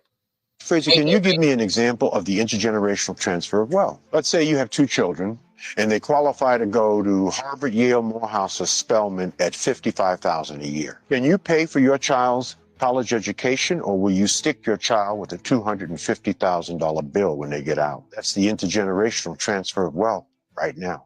Can you do what Jewish parents do when their kids get married? Buy them their first home? How about can you put a down payment? Forget about buying a home. Can you give them 20 grand right now so they can help them buy their first home? That's the intergenerational transfer of wealth right now. So we don't have to wait 100 years to understand why this is so important. We ain't got to wait 100 years to understand. Here it is. Let me show y'all this. Of compound interest. You're not supposed to take it out. Like with my strategy, the only time I ever sell a stock is if I'm no longer confident that it's a company I want to be invested in. But you also have expendable income where you can go in and make a play. So if you took the same strategy, like you say, with a person that only had $500 and they put it in there, and you got people with $500, $600 buying Apple stocks. I tell people, why should you? That's foolish. Why would you take $500 and buy a stock, $150 and get 3 shares? Let's say the stock jumped $300. You make no money. It doesn't make good sense to purchase securities that don't give your portfolio the best performance, and then you get emotional, because it's all about the emotional aspect of what you do, which emotional means intelligence is the most important thing. Most people who buy stocks don't sell a stock. Right. To your point, even the little guy, because of the emotions of thinking it's going to keep going up, which means if you never sell any stocks, not you personally, but a person, you can never build a portfolio, because dollar cost averaging is it's realized gains. That's not What's true. this? That's not true. I bought my Google stock. My initial shares of Google stock I bought back in 2010. How many shares you buy? I don't remember the number of shares. How much the shares money you I bought are now up 14 times. How much money you spend, right? You roughly round about what? Let's say 100,000. You can't find another person average to tell you, I went and took $100,000, went and got Google stock. They ain't gonna do it. You can't find 3 people to tell you 17 months ago they went and got Facebook stock, which, by the way, everybody in the world, Chinese, Africa, everybody knew that Facebook stock, in the S&P 500, one of the largest companies the world's ever seen, stock price was down at the bottom of the can, and people wouldn't take $2 and go buy it. So I say that to say is that you, like me, has the anomaly to understand $100,000 right here is going to be 3 times that. People don't get that. So they go get 2 shares of Google. They get 3. They don't go say, this is this. People don't invest that way. And so I try to tell people that what I was able to do in the pen with finance is guarantee myself a way to make revenue. Of compound. Guarantee himself a way to make revenue consistently. And he didn't even know about life insurance. Right? Let's see if I can look at some more TikToks really quick, because I'm getting ready to shut down. Let's see if I have some of my others. I'm gonna find y'all one good one, and see, because I put some different topics up here sometimes.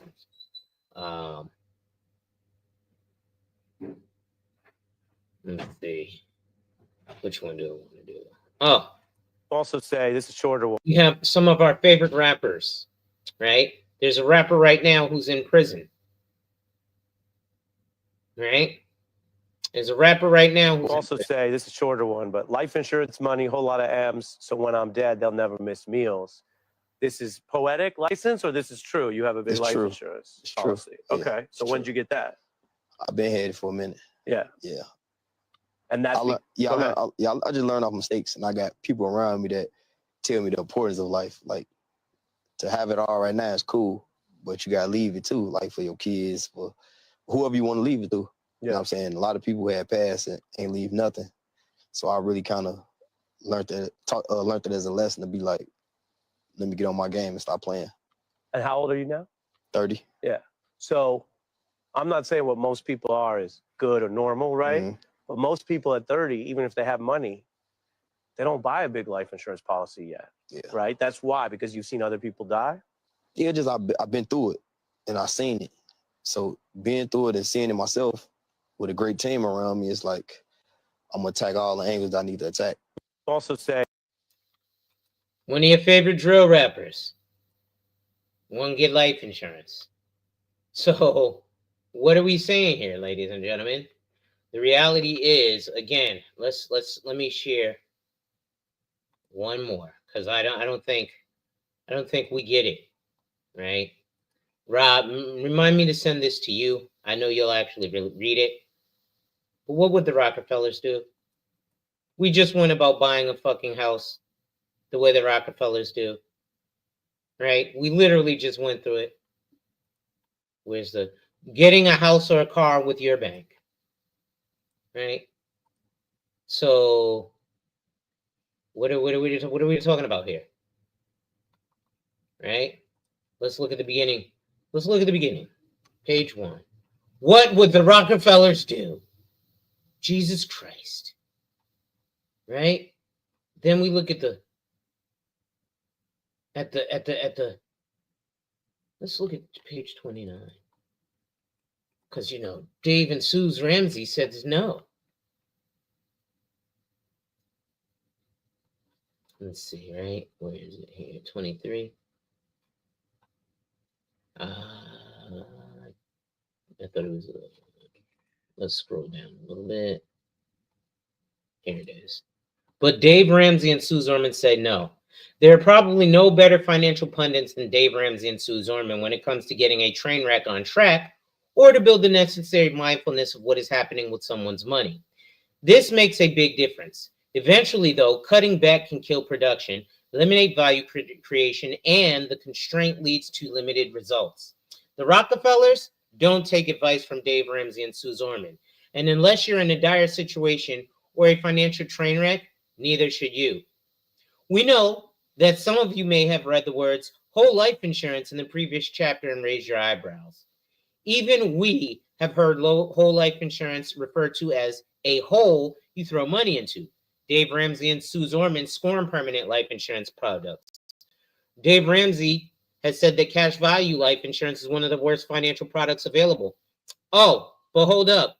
Dave Ramsey also didn't tell you that he uses a cash value life insurance policy to obtain his $200 million real estate portfolio. Because again, life insurance doesn't trigger anything. I actually had this discussion with some fucking idiot ass black boy that was akin to my niece. He goes, I Googled it and it doesn't say anything about his life insurance. It says he got his assets is a $200 million real estate. Bro, you can't detect life insurance. There's no public record of it. The reason I happen to know is because I'm in these circles. That's like somebody says, Shannon Sharpe has a purple dick. Well, unless you've actually seen him drop his pants, you don't know what color his dick is, do you? But you're going to go, does Shannon Sharpe have a purple dick? Google says Shannon Sharpe has a purple dick. I believe Shannon Sharpe has a purple dick. Did you suck it? No. Did you touch it? No. Did he show it to you? No. So you don't know what color Shannon Sharpe's dick is. The same way you're not going to know what assets a person has in life insurance because it's not public information. So let's continue. Hold on 1 second here. So let's continue. So, Orman put whole life insurance in her top 10 list of hated investments because they literally do nothing for you and do everything, in my opinion, for the financial salesperson who sold them to you. They advise against purchasing them, instead suggesting you should buy term insurance and invest the difference. Here's the problem with that, right? I'm gonna pull up WinFlex in. Right? We're gonna do this again.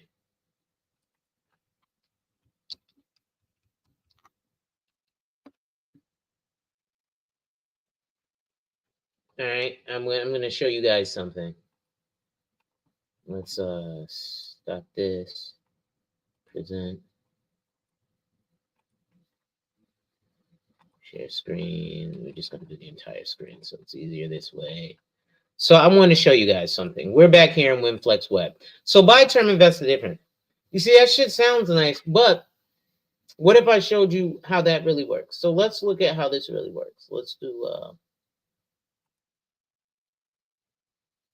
do Prudential really quick. We're gonna look at their term. We're gonna look at their essential term value, their cheapest term.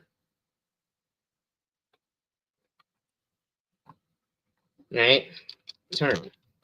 We're gonna go DTID, buy term, invest the difference. Right? I want you guys to see this, and then I'm gonna hop off. So let's rate him preferred best. He's super duper duper duper healthy. We're just gonna leave him in the state of Alabama. We're gonna do face amount, right? We're going to say your premium is $250 a month. Right? We're going to say monthly. We're going to do this for a 10-year term. Right? Calculate.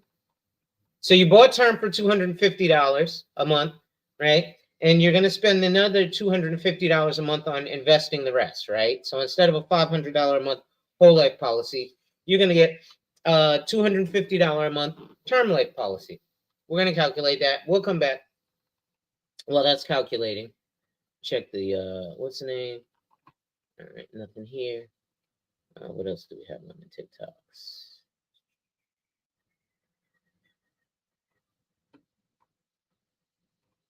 All right. Early insured 423 plans, tax code that your what's the name never talks about, your CPA. So for $250 a month, a 45-year-old male, right, can get what, a $249,000 or $250,000 death benefit. So right. And I did that for $250 a year. No, hold on. I need to change that. $250 a month.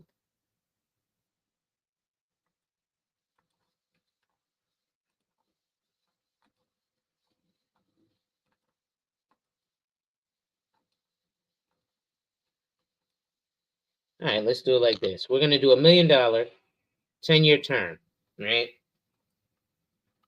What's the error? Oh, damn. You can only go up to 250. Let's change the product. I want a maximum.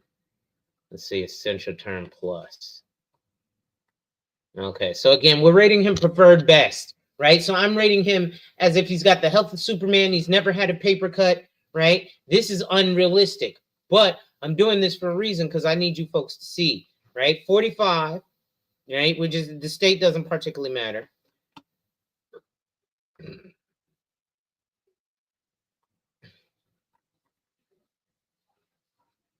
We're going to figure out the premium.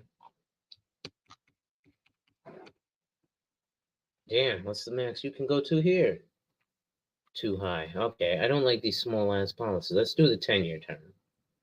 All right, policy, $1 million face amount. Boom. All right, so we're going to do a 10-year term, right? The other one, it was crazy. They'll only do a max of $250,000 death benefit. So that's not going to really help the illustration I'm trying to do with you guys. So let's see. Got a term for a 45-year-old male, 10-year term. So this is going to go from 45 to 55.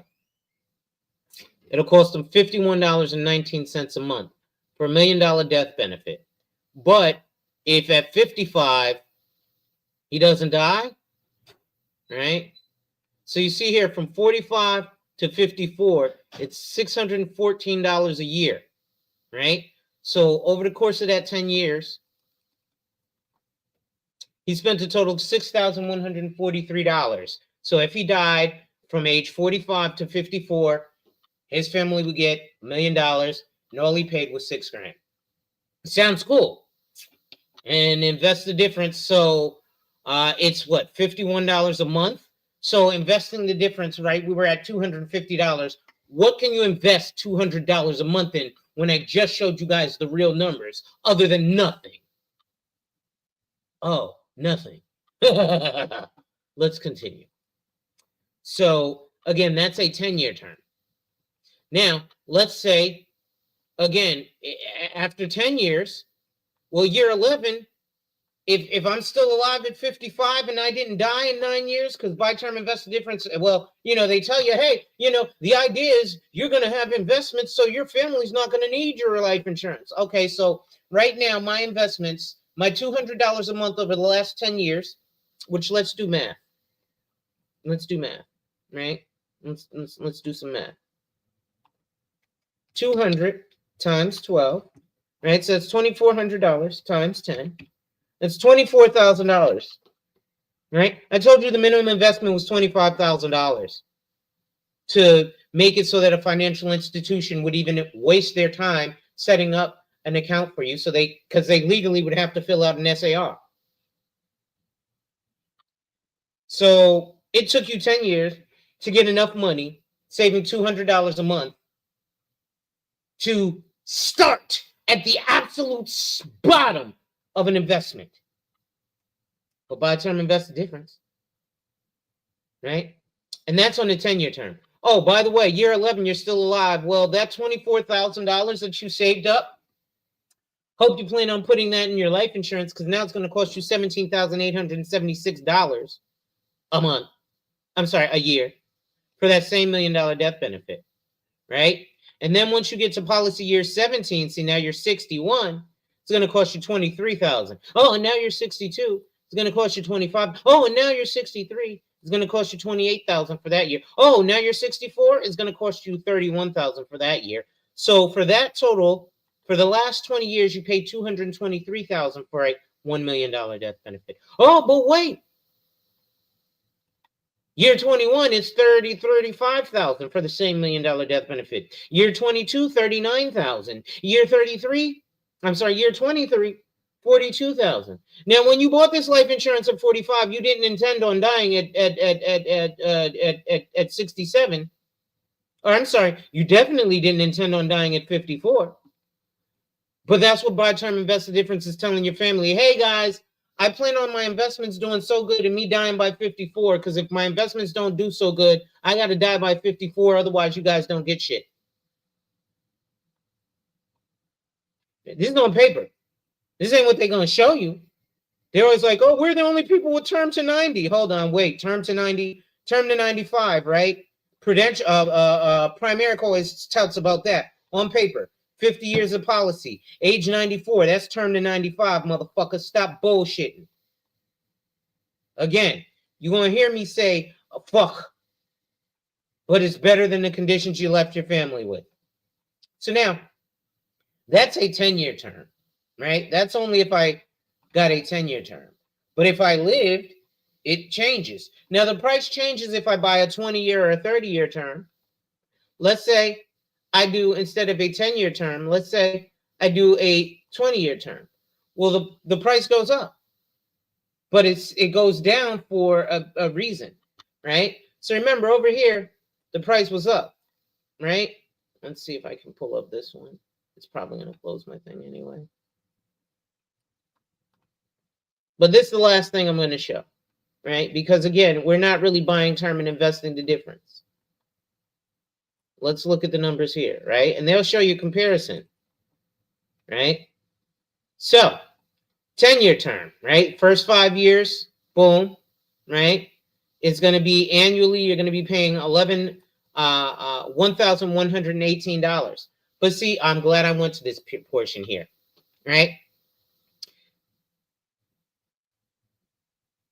This is showing what your cumulative premium is. So every year you're paying $1,118, but as you see, it's increasing, right? And this is not the increase. This is showing combined what you paid. So at 5 years, you paid $55.91, right? At 10 years, you paid $11,183. At 20 years, you paid $16,744. At 30 years, you pay what? $259, but it's still $1 million death benefit. Nothing gets better. Right? So every month now it's going to be $93, but it benefits you because on the 10-year term, by the time you got to year 20, you were paying $17,000 a year instead of $1,100. So term just gets more expensive as you keep it, unless you fucking die. Right? So that's going to be it for today, folks. Make sure you hit that like, drop a comment, subscribe, and hit that notification bell so you're made aware every time I release new content. And as always, share, share, share. Lastly, to contribute to channel growth or to schedule an appointment with a licensed financial professional, the links are in the description of this video. With that being said, ladies and gentlemen, wipe ass, work in progress every day and see success. Wipe ass, work in progress every day and see success. Wipe ass, work in progress every day and see success. Remember, folks, when people challenge you, they don't challenge you to challenge you, but they challenge you to challenge you. Accept the challenge. Salute.